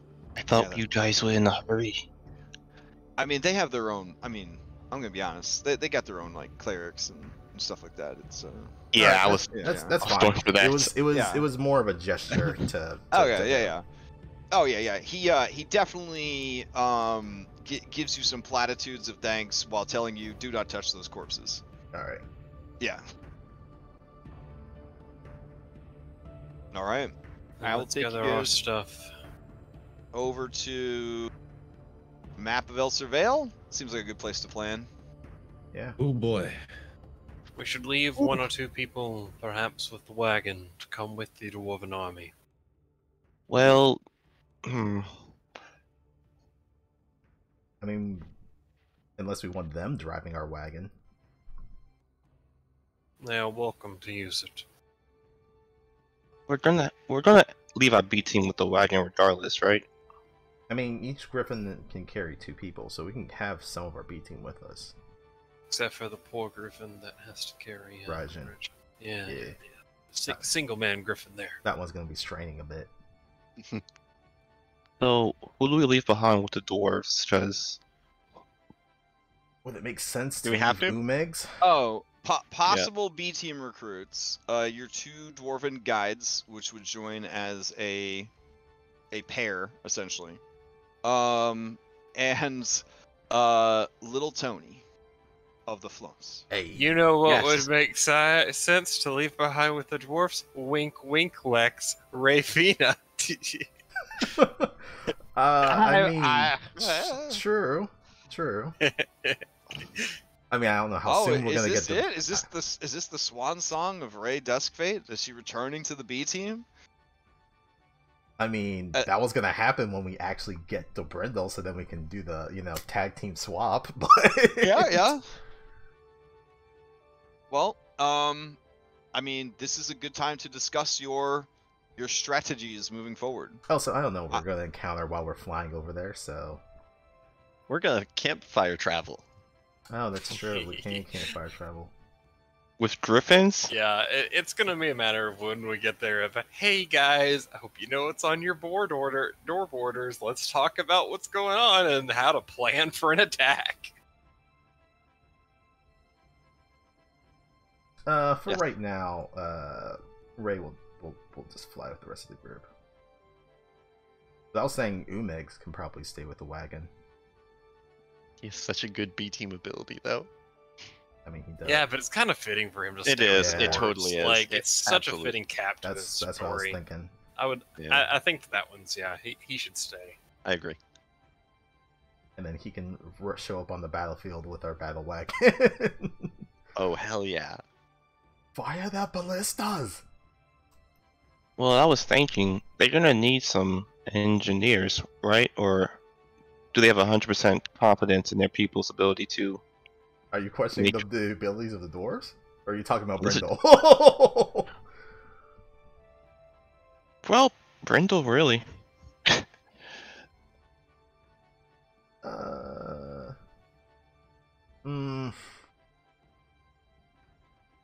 I mean, we have the engineering team coming with us. Yeah. I think that should be okay for right now. Yeah. Not saying more wouldn't be better, but Yeah. I've got a pretty good system going here. Just as we have Team Nature, we have Team Artificer. Yes. I think we can probably just leave Umegs, if anything. And then he can come up with the rest of the army. Yeah, it'll give him time to reintegrate back into society, the Yeah. dwarven people, and I feel like we should give Raijin the choice if he wants to go with them. I feel like he loves the dwarves. That's true. but then he'll miss Brindle. No, he'll get there. He'll be riding up with the army.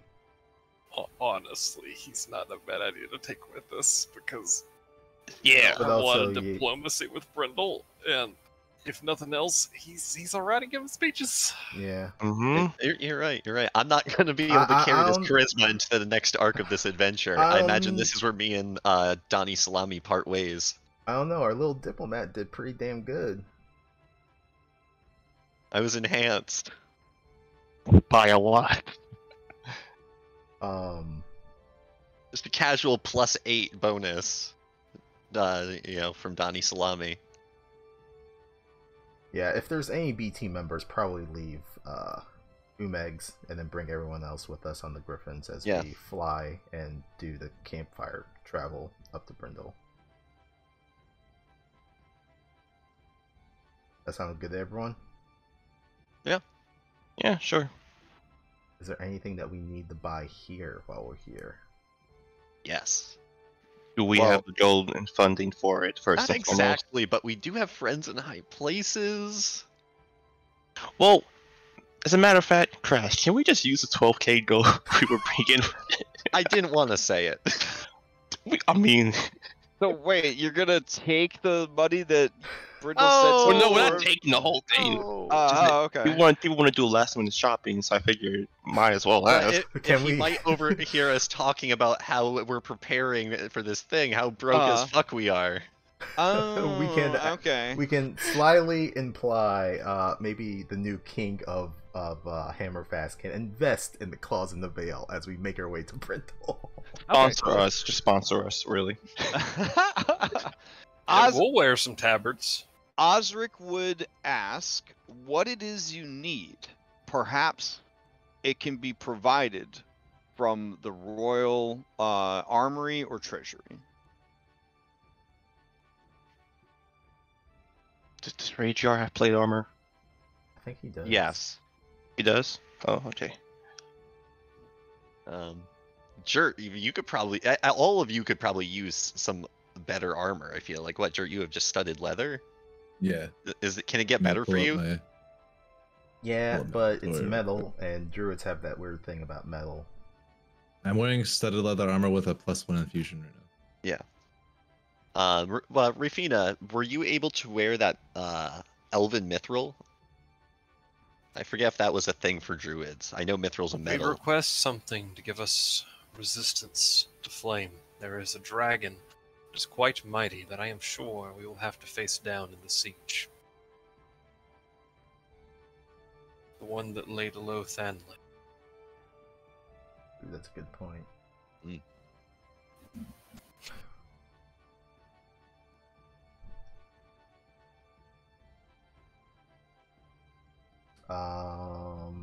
If they have any additional diamonds or diamond dust, stock up on those while we can. Yes, that is really what we need most. Obviously potions. What else?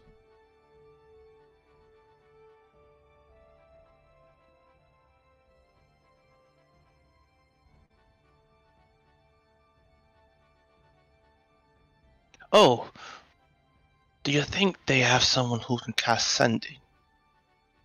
That'd be helpful. Oh yeah, that'd be great. No, I meant to tell the people at Brindle that we're coming in, you know, like now. Or like really send out a mass bulletin to everyone we can, really.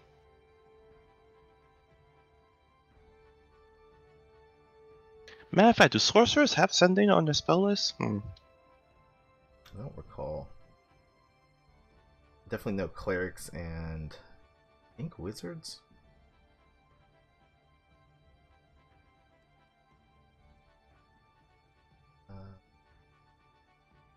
What else? Oh, only 2 of their subclasses give it to them. God damn it.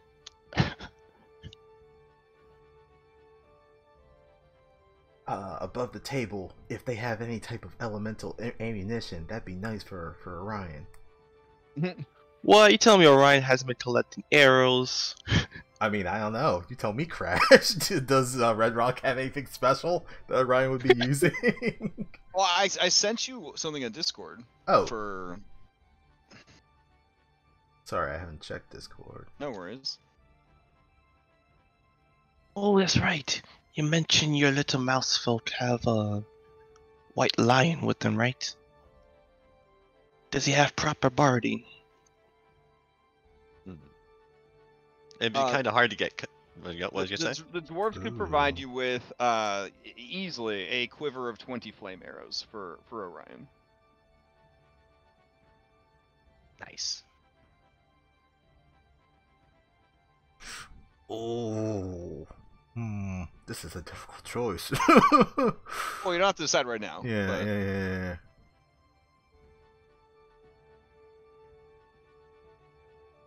Oh, would Erador do?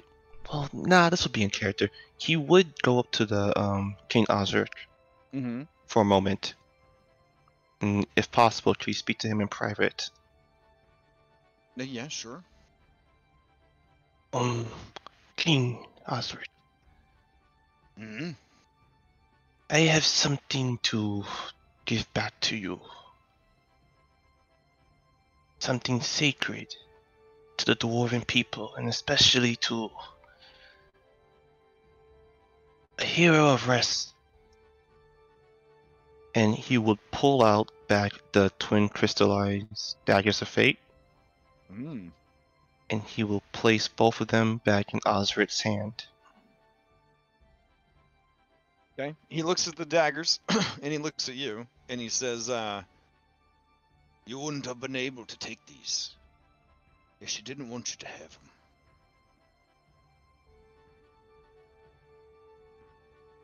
Everyone knows that's how it works. The heroes of the earlier age,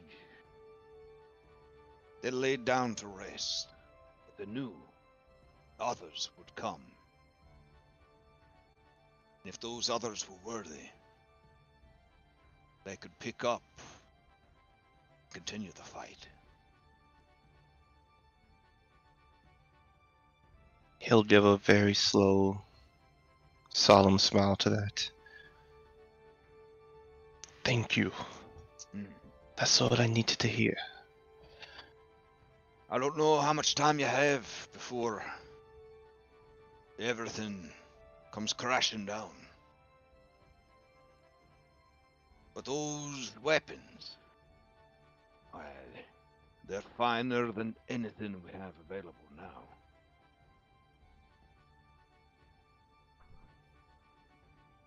Perhaps. But do this dwarf a kindness. Long ago our people chose not to bury her within our halls. If possible, could you, with your power as king,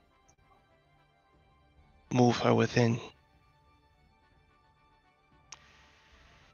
At the very least, let her spirit know she earned this.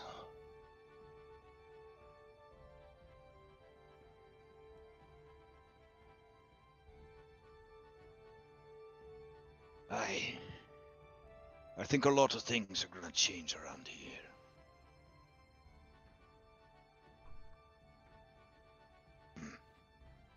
That is all I ask. All right. Good luck. I got you, king.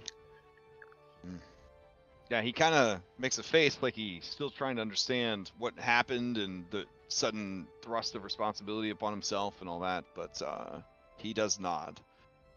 The steward put in charge of assisting you seems pretty relieved that all you wanted was 20 flame arrows. That's so easy. Oh, they thought you were going to be like some I asked for a ring of fire protection. Oh, ring of fire protection. Yeah, they could give you a ring of fire resistance. Absolutely. It uses a tubing slot.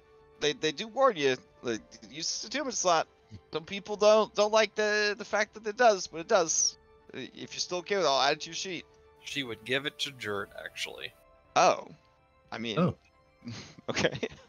She can cast Fire Shield on herself. Okay, sure. Do you think this is something that would be beneficial to you?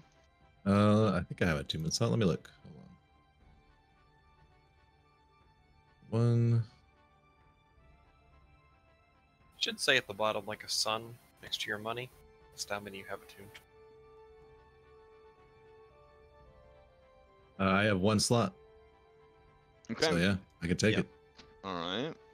Barnabas would make a request for some crafting materials, like just some ingots, to re-bolster his supplies for the coming battle. Okay, that sounds flavorful without being overly impactful. That sounds good. Okay.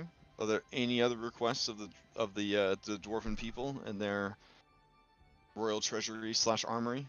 Diamonds, and diamond dust. How much they can spare, honestly. Okay. Let's see.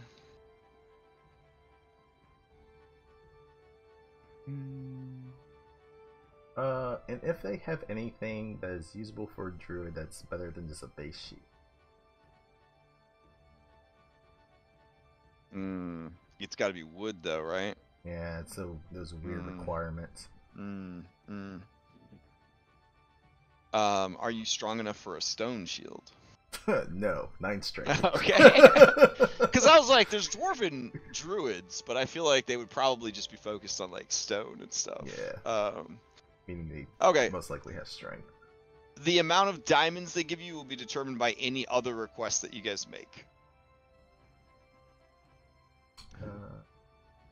Essentially, you have like a budget that you're spending through right now. Yeah.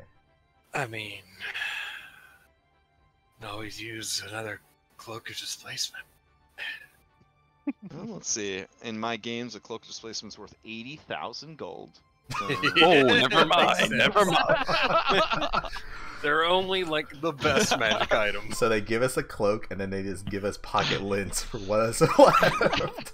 Yeah, they take the arrows back. They take the griffins back. They say, yeah. Okay. Any other requests besides the arrows, the ring, crafting supplies, and diamonds?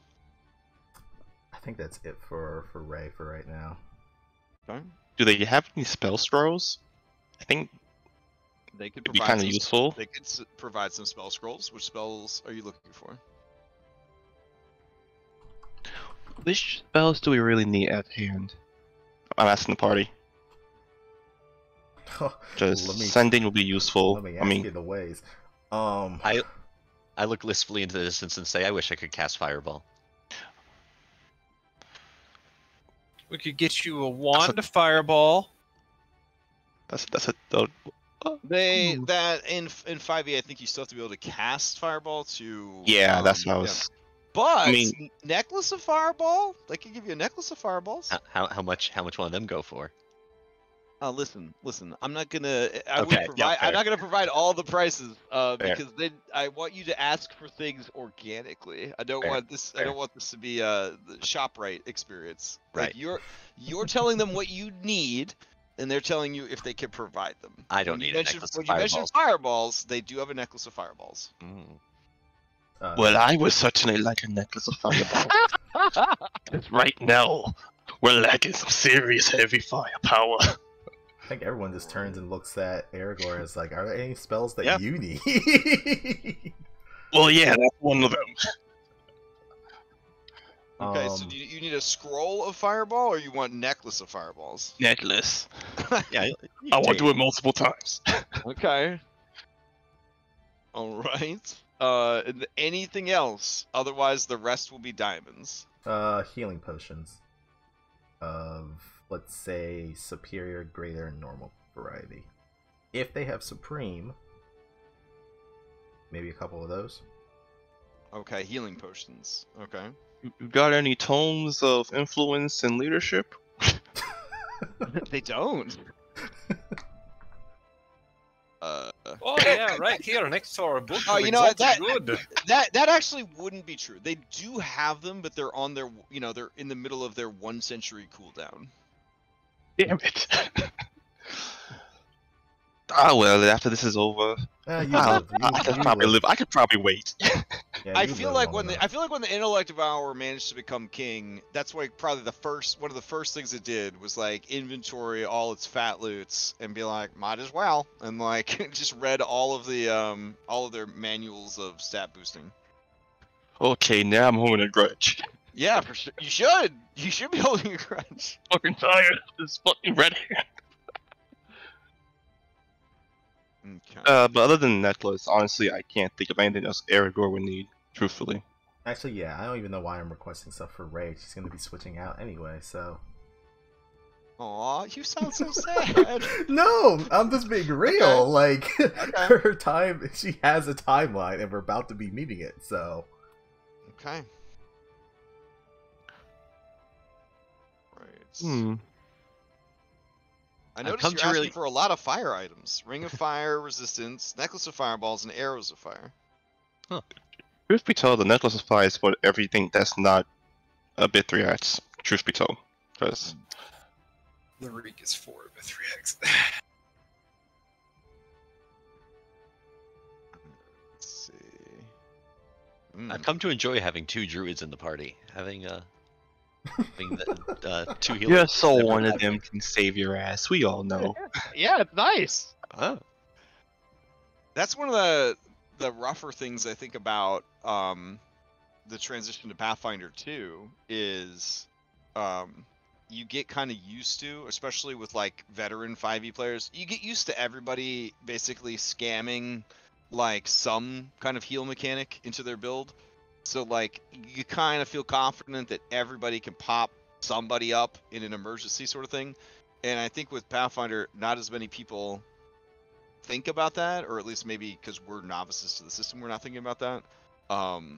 It definitely, yeah. I don't know. Let's see. Okay. Ammunition. Okay. 20 tons of. Okay.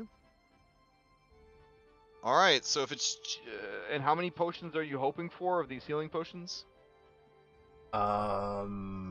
These superior healing potions. So they don't have any supremes, correct? Oh, is that what you're going for? Supremes? If they have any. Oh man. If they don't, then superior from there. Let's say one for each person. Oh, oh, sorry. They have 3 supreme healing potions. Do we want to go for those guys? Pretty big That's ticket. entirely on how expensive they are. I'm not listing the prices. I only threw out the price of the displacement cloak just to let you know. Right. Like, yeah. But it's big vibes and it's big. We're chunk. not fantasy shopping. that's- You're just asking for things that you need, and then Let's just if take they one. Okay, so And- one. Okay. And Also- then a few superiors. Like I just also want to point out, we're gonna fight a Bithriat. He's a dragon. uh-huh. We may have a ring of fire resistance, Uh-huh. but we may need a bit more if we're going to try and deal with him, particularly because Potions of fire resistance if they have them, yeah. Okay. yeah, but I meant in terms of actually maneuverability, because he flies very fast and very far. Well, can He's gonna someone take outpace all of Earthbind? us. Can There's someone just take nothing that you can Earthbind? buy that's gonna make you move that fast. Yeah. Someone wait. should at least innately. Well, Le- do they have Layla, a hold boots on. of flying? Raziar has a fly speed. There's no chance we can catch him. Though. Boots of flying are a big chunk. Layla, do you have access to the Earthbind spell? I do.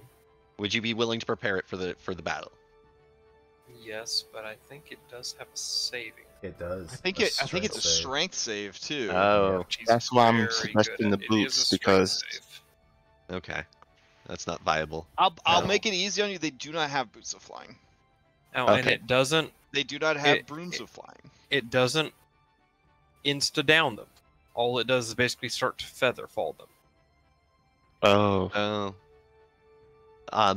But oh no, it's a save. Yeah, I was gonna say can't Yeah. hex. A hex won't get there. That's a check. like I can cast fly, and I don't mind casting mean, it. Again, but I know. like Jert said, this dude has like a fly speed of what, 240? He's gonna have to come within a range of me to do anything to us, but like I can't take him alone. I mean, Obviously. yeah, we That's just a determined paragon, that like- we determined that a lot of his abilities have a certain range, somewhere around like 60 feet and like 90 feet for his fucking cone. In a Yeah. city, though, he'll have a lot less maneuverability to get around. Having to be Yeah. worried about siege engines and such, so... There'll be anti-air stuff that will be making it difficult for him to fly If around. maneuverability is what we're worried about, truthfully, we should just be worried about getting access to freedom of movement, so he can't grab one of us and fly off. Well, I can prepare that. Is he gonna? I mean, we can't doubt it, but I was gonna say, like, is he really gonna like grab us and fly off in the last battle? He's just gonna kill us all at that point. He doesn't have, No, like he can just pick you up. Oh, fly and drop 180 you- feet, yeah, just and drop fucking you down. You, like, I see. Yeah. I see. Aerial yeeting is definitely a dragon fighting outdoors tactic. This is a smart dragon, very smart dragon. He's probably just gonna pick up any ballistas on the walls and do that exact thing, and then he'll start picking us up. Also, much as pirates have dropped whales on houses, if you are a big boy dragon, you could literally just drop boulders from really high up, and I mean, What it hits, what it hits. You guys are gonna witness some weird banana shit in this siege of Brindle. The only reason I asked is I rather not have the responsibility of keeping people in like flying to try and reach him. Because other than Ridgeard doesn't really have a way to get close to him in time to has really fly hit him. speed. What if True, he, but that's like 30 feet, right? Yeah, but like it's. But if, what he's trying to say is that the flight speed that Rajar has is enough that will keep him airborne, but that none of you, even with the magical flight, would be fast enough to keep up with this guy. So it's not worth wasting any resources to even. Unless this guy wants to fight you, you're just not gonna have him pinned down. Yeah, but it goes both ways around. Other than him dropping stuff on us, most of his abilities seem to have a range of like 90 feet from what we observed from the fight. So he has to come somewhat close to us to at least engage. So we have more likely than not, tactically, he will be sent in deliberate strikes against enemies that will not be able to handle him. So it's one of those things that, like, you know, fucking a meteor falls from the sky. Oh, it's a Bithriax. That unit is just wiped out, or that particular camp, or that particular part of the city, and then he fly away again. He's not gonna try to be like a kaiju, you know, Godzilla, and like, you know, smash his way through the city. Yeah, and even if we even if we did have flying, his fly speed is just way too much. Plus with Paragon axes, as we saw, he can get like 500 feet off map. When you guys encountered him, you guys were encountering him essentially on his own. The next time you encounter him, he will be backed by spellcasters of all stripes. I sometimes have regrets about not using ice damage. Sometimes. Yeah. Thanlin definitely has regrets about you not using ice damage. So. Excuse me, I wish I could. But someone took my damn weapon. I mean, that's. I mean, do the dwarves have any ice arrows? Yeah. I mean, do you want ice arrows? They could definitely provide those. Oh shit! If they do, then yeah. Okay. This is a WhatsApp transaction that is coming to the closed chat Discord. In place of the fire, or in addition to? In addition. So they could give you 20 ice arrows. They would just do extra ice damage though, so you'd only be getting that, you know, 1d6 extra per shot. That's fine. That's still something. Yep. All right, and then somebody had said, as far as healing potions go, they wanted 1 supreme and then some superiors. 3 superiors. 3 superiors. All right.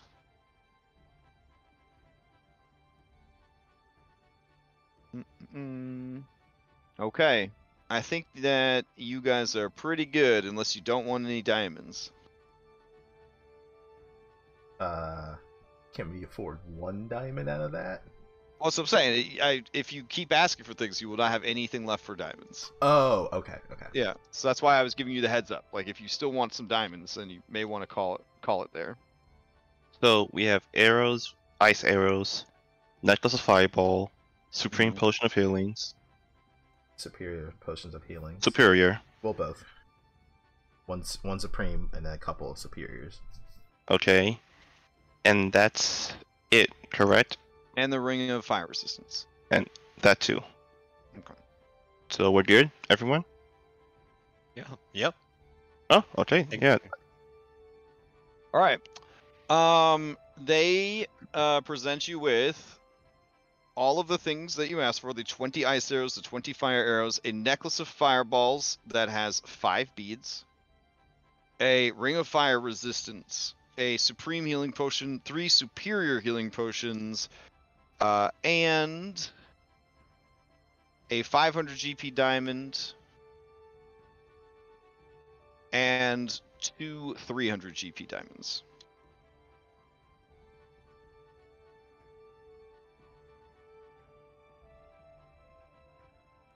And a bill for our our souls? Because I don't carry that kind of cash. What? No. What? They. That's those are the items you got. All right, cool. Yeah. And maybe a For couple for iron saving ingots. their kingdom. Oh yeah, and then they re-up your your mundane crafting supplies, and are impressed by your capacity to store things in a hidden room inside your ring.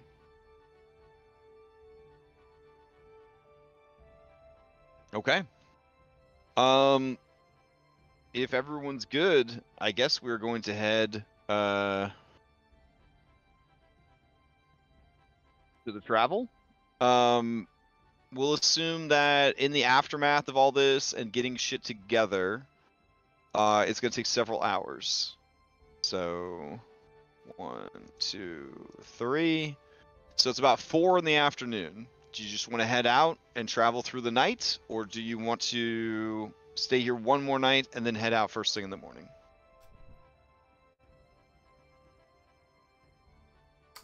We're doing fast travel, right, guys? Mhm. So Yeah, we'll be getting a long rest in between that. So may as well get a head start. yeah. Okay. All right, so I've determined that it's going to take two days to get there. So you would be arriving in the afternoon of June, so June 2nd, because the two days from the 30th of May. Yeah, okay. All right, so that's going to be 2 days of travel. You are traveling by air. Airways are not considered safe at this time, so keep that in mind. Weather. All right, let's see how weather's going to impact things. All right. And let's see. Change it back to spring in warm climate. All right. Oh my goodness. Man, fuck you, Orange Jesus. Oh my god. All right. So it's going to be very hot with a high of 96 and a low of 86 Fahrenheit. And I haven't actually seen this one before on the weather generator. Expedious Tailwind. An Expedious Tailwind, which follows creatures, pushing them along more swiftly. It enhances. He's on our side. We can't be stopped. It enhances anyone who is using a fly speed to travel. Yes. What the fuck? Except none of us are flying. It's fine because if I had gotten like Hurricane or something like that, well, you guys are flying, right? Because you're flying on the Griffins. Okay. I mean, not so much the soldiers, but us at least. Yeah, no. Like the dwarves aren't going to travel over land. Let's fucking go. Yeah, they're gonna go through the Underdark to get there. Oh, all right. Fair enough. Yeah, they can avoid fucking everything. Yeah. Nice. They didn't build them fucking roads for nothing. I will say though that it is a very hot day, so that would require either protection from heat, environmental heat, resistance to fire, et cetera, et cetera. So I will say that will factor into the difficulty of this travel. And then the next day's weather is cloudy. Okay. So let's see. I would say that the difficulty is not that bad. I would lower it. I would say that the heat and the expedient wind cancel each other out. So it's actually a relatively safe journey. And I would say that the wind and the heat, again, canceling each other out. The weather would be okay. And let's see. And it's only a short journey. Not bad. Okay, so what we'll do is I'll just have each of you can give me a roll for this. So each of you takes time to tell me what you decide to do. Let's see. I don't use this nearly as much as well. That's because I lock it behind. I level lock it. But let's see. This is the journey where everybody tells a story about what they do and then they roll a check. All right, got it. This is the DC of the challenge, which because RNGs apparently like you guys a lot for this, is relatively easy. Expedition. All right. When they begin, narrate the beginning of the journey. And then everyone rolls an ability check, bullshitting in a skill that they would use on the journey. Okay.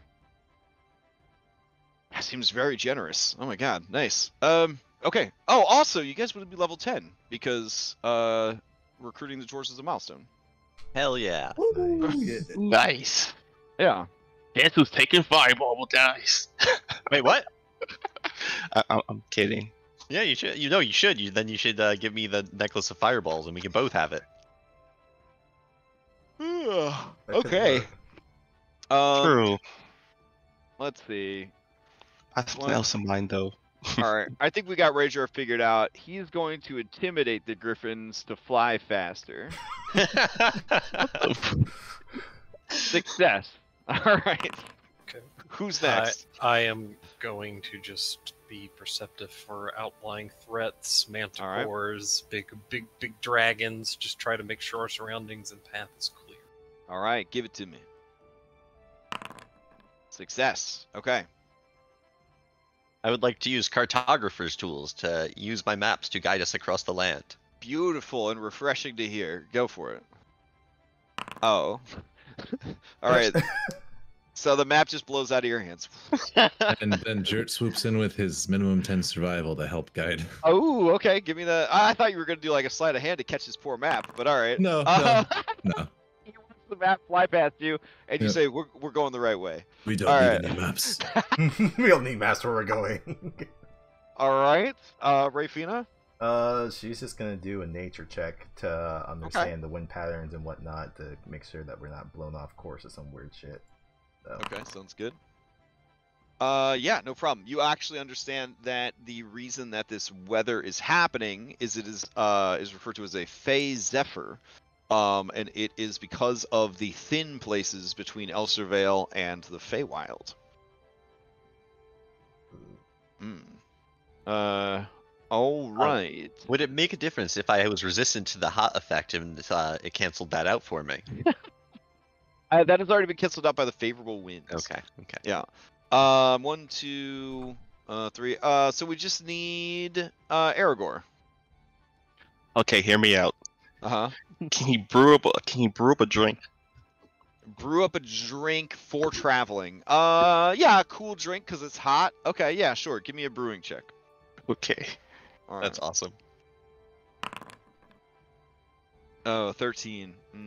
The sea of the cost. Oh shit! Wow. Wait, can you Bad succeed man. at a cost on this? Because you're getting long rests as part of it. I'm gonna say no. I'm gonna say no succeed at a cost on these. Yeah. Okay. All right. No, actually, let's see. Would a 13 be enough? Because of all the favorable conditions. Actually, yeah. So the only fail would be the 10 from Barnabas. Okay, that's not too bad. All right. So. And it's that hard dwarven whiskey, so everyone roll a con save. Okay. Just Somebody give drunk me on a griffins. somebody give me a D20 because you had more successes than failures.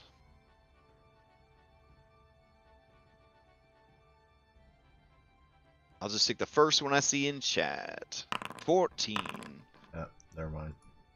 All right. During your journey, you come across a level appropriate potion. Oh, that's cool.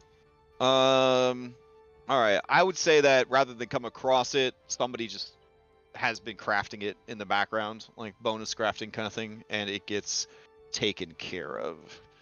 Let's see.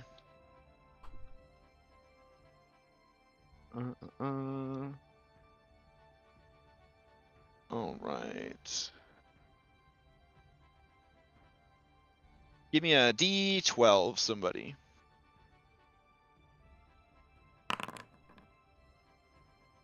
All right. It is a potion of moderate healing.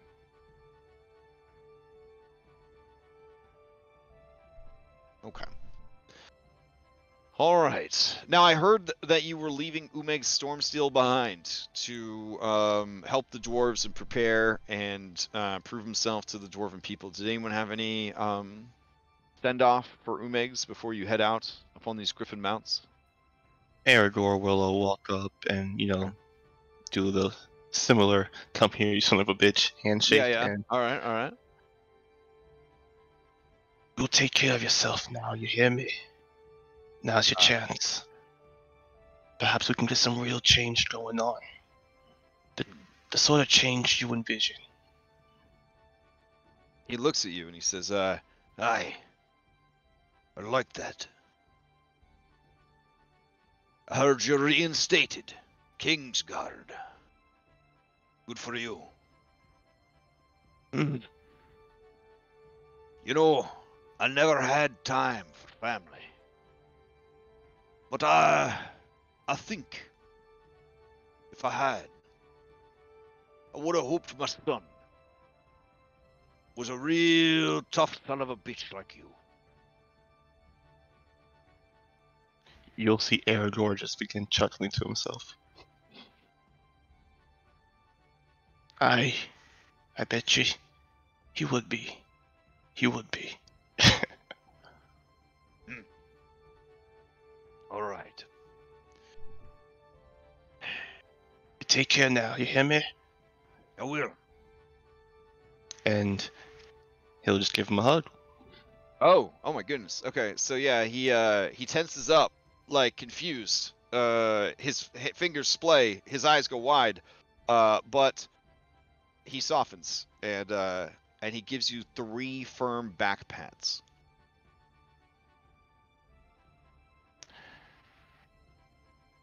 See you after everything's over with, old man. I'm not that old yet, but that's a promise then. See you after the battle. We're gonna teach these red-hand bastards. They don't mess with my friend Thanlin and the claws of the Vale. Aye.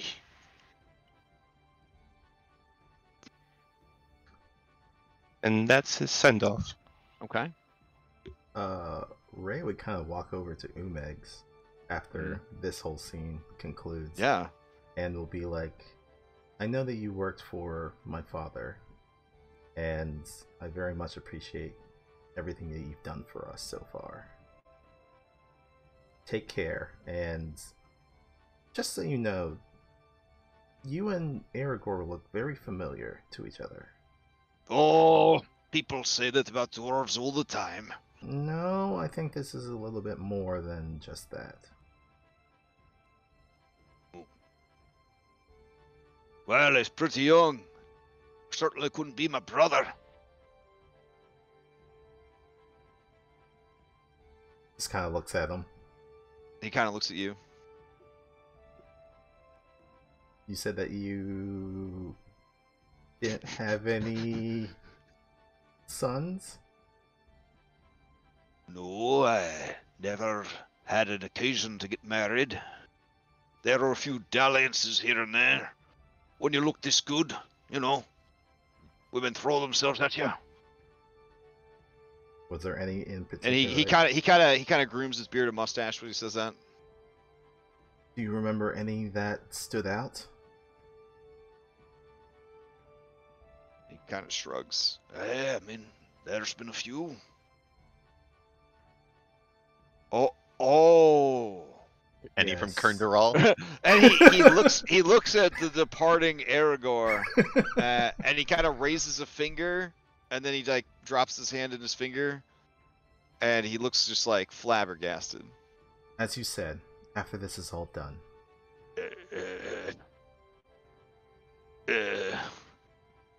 Oh, We'll see you at Brindle, friend Umeg. And we'll just kind of aye. give him a pat on the shoulder. And we'll regroup with everyone. The last time that Barnabas passes by him, they just make eye contact, silent nod, and then they go their separate ways. Fair enough. Like good work friends do. Exactly. Right. Oh, also, B team wise, did you want to recruit Little Tony and the Dwarven Hunters? The Dwarven yeah. Hunters. Yes. Yes. Both. Yes both. to both. Yes to both. They're best friends and they always fight together. So you gotta take that firm horn if you want that snow gift. If you know what I'm saying. And you can take that into your E role play as well. So Sure. they're that close. I have no objections to bringing them on board. As we said, we may need help for their services in the very near future. Dragged out the wrong one. There you go.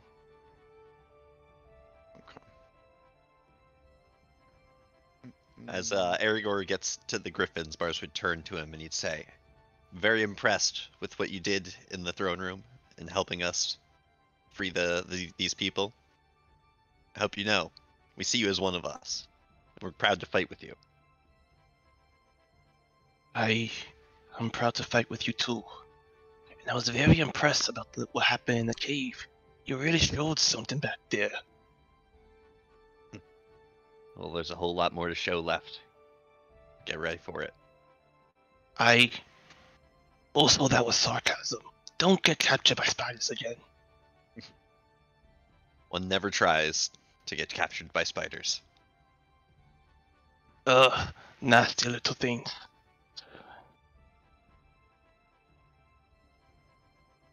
Oh, so to confirm, no, you're not taking Little Tony with you? We are. Why? Oh, Yeah. you are. You are Yes, taking Little Tony yes, also. but Okay. yes to both of them. We want both of them on our B team. Okay. If you dangle B team members, we're taking them, okay? All right. Yeah. Little Tony's a little farty, but he's gonna do it. He's gonna go out into the world, and he's gonna be a big damn hero.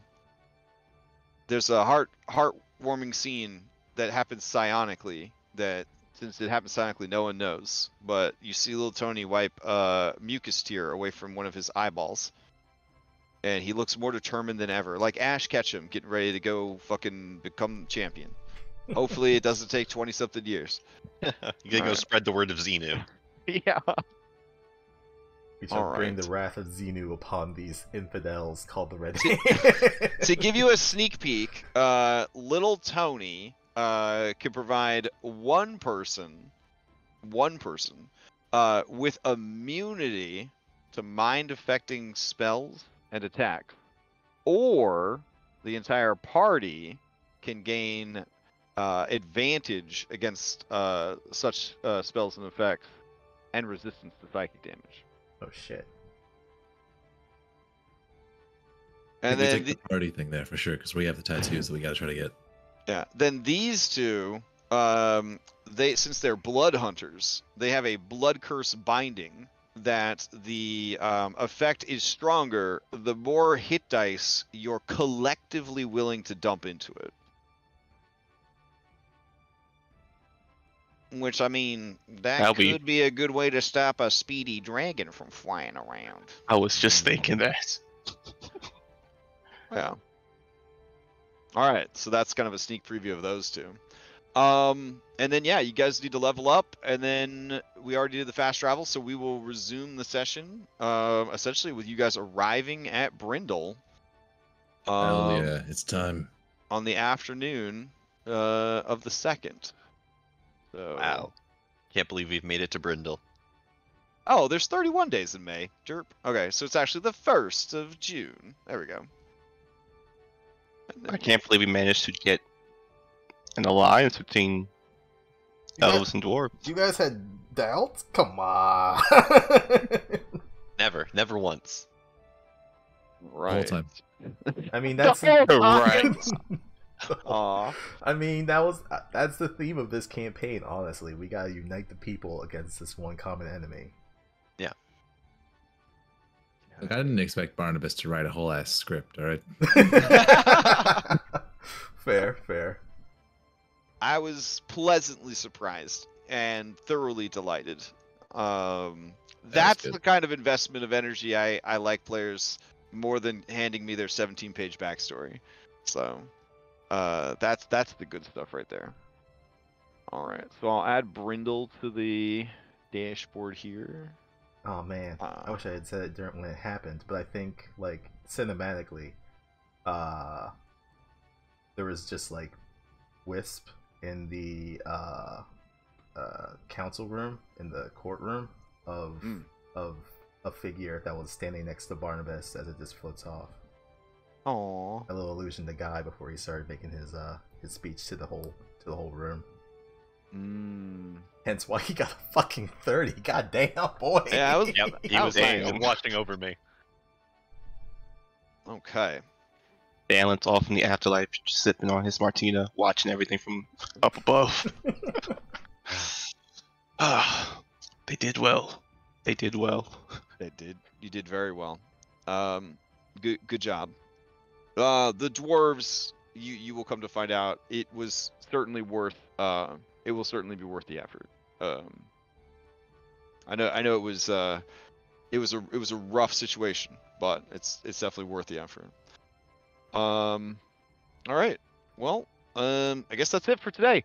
So, next week when we resume, we will be at Brindle, finding out the situation in Brindle and what is to come next. Excellent. Quick announcements. Tomorrow morning, tomorrow morning, Curse of Strahd Daybreak will resume. They are finishing up their business at a certain winery. They went on a wine and cheese tour of the countryside. We're playing a very like soft Curse of Strahd. It's more like, you know, traveling, meeting people, I don't know. that sort of thing. The staff was very rude. I'm gonna give a negative Yelp review. And then they're making a decision about their next adventure arc. So it's a nice time to jump in and kind of see what they decide to do next. Sunday night we've got Mythic Odyssey and got something pretty exciting for Mythic Odyssey. I'm not gonna lie, I'm pretty excited about their Island of Time adventure. I'm not gonna say anything else. I'm very excited about it. It looks good. And then Monday, we are not playing. We're taking a week off because we need everybody to be there for the next session of Odyssey Prime, because any session from now on could be the last session of the campaign. That is where we're at. That's any exciting. session could be the last session. We have no idea how fast it is gonna come. But it is pretty fucking crazy. 2.5 years. Yeah, and so this is gonna be.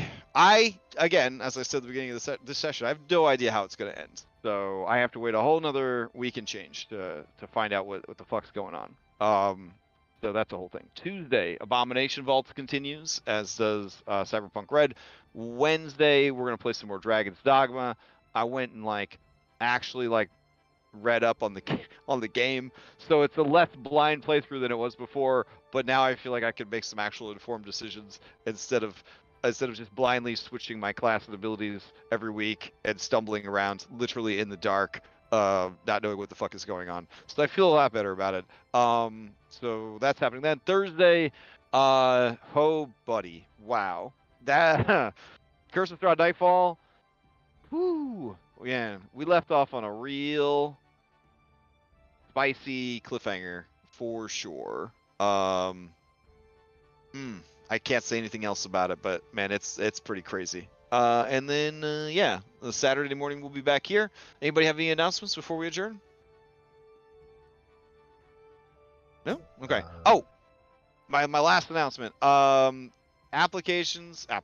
Yeah, I guess they're applications. Are currently open for Outlaws of Alkenstar. I'm running 2 instances of the game, one on Monday nights and one on Saturday mornings. We've had, I think, 16 people apply. There's only 8 spots. If you are interested in playing in this game, that information can be found on our Discord server.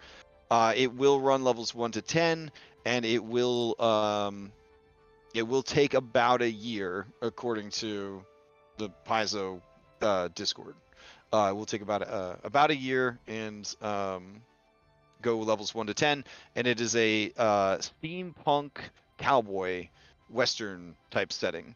So if you're into any sort of sci fantasy western type settings, if you thought Arcane on Netflix was like a cool setting. You're like, man, that setting's pretty cool. What if there was a D&D setting? That's basically what Alkenstar. Alkenstar is the city from Arcane. It's really cool. So I'm very excited for that. I've already started doing my research. I watched 3 episodes of Deadwood last night, which I had never seen.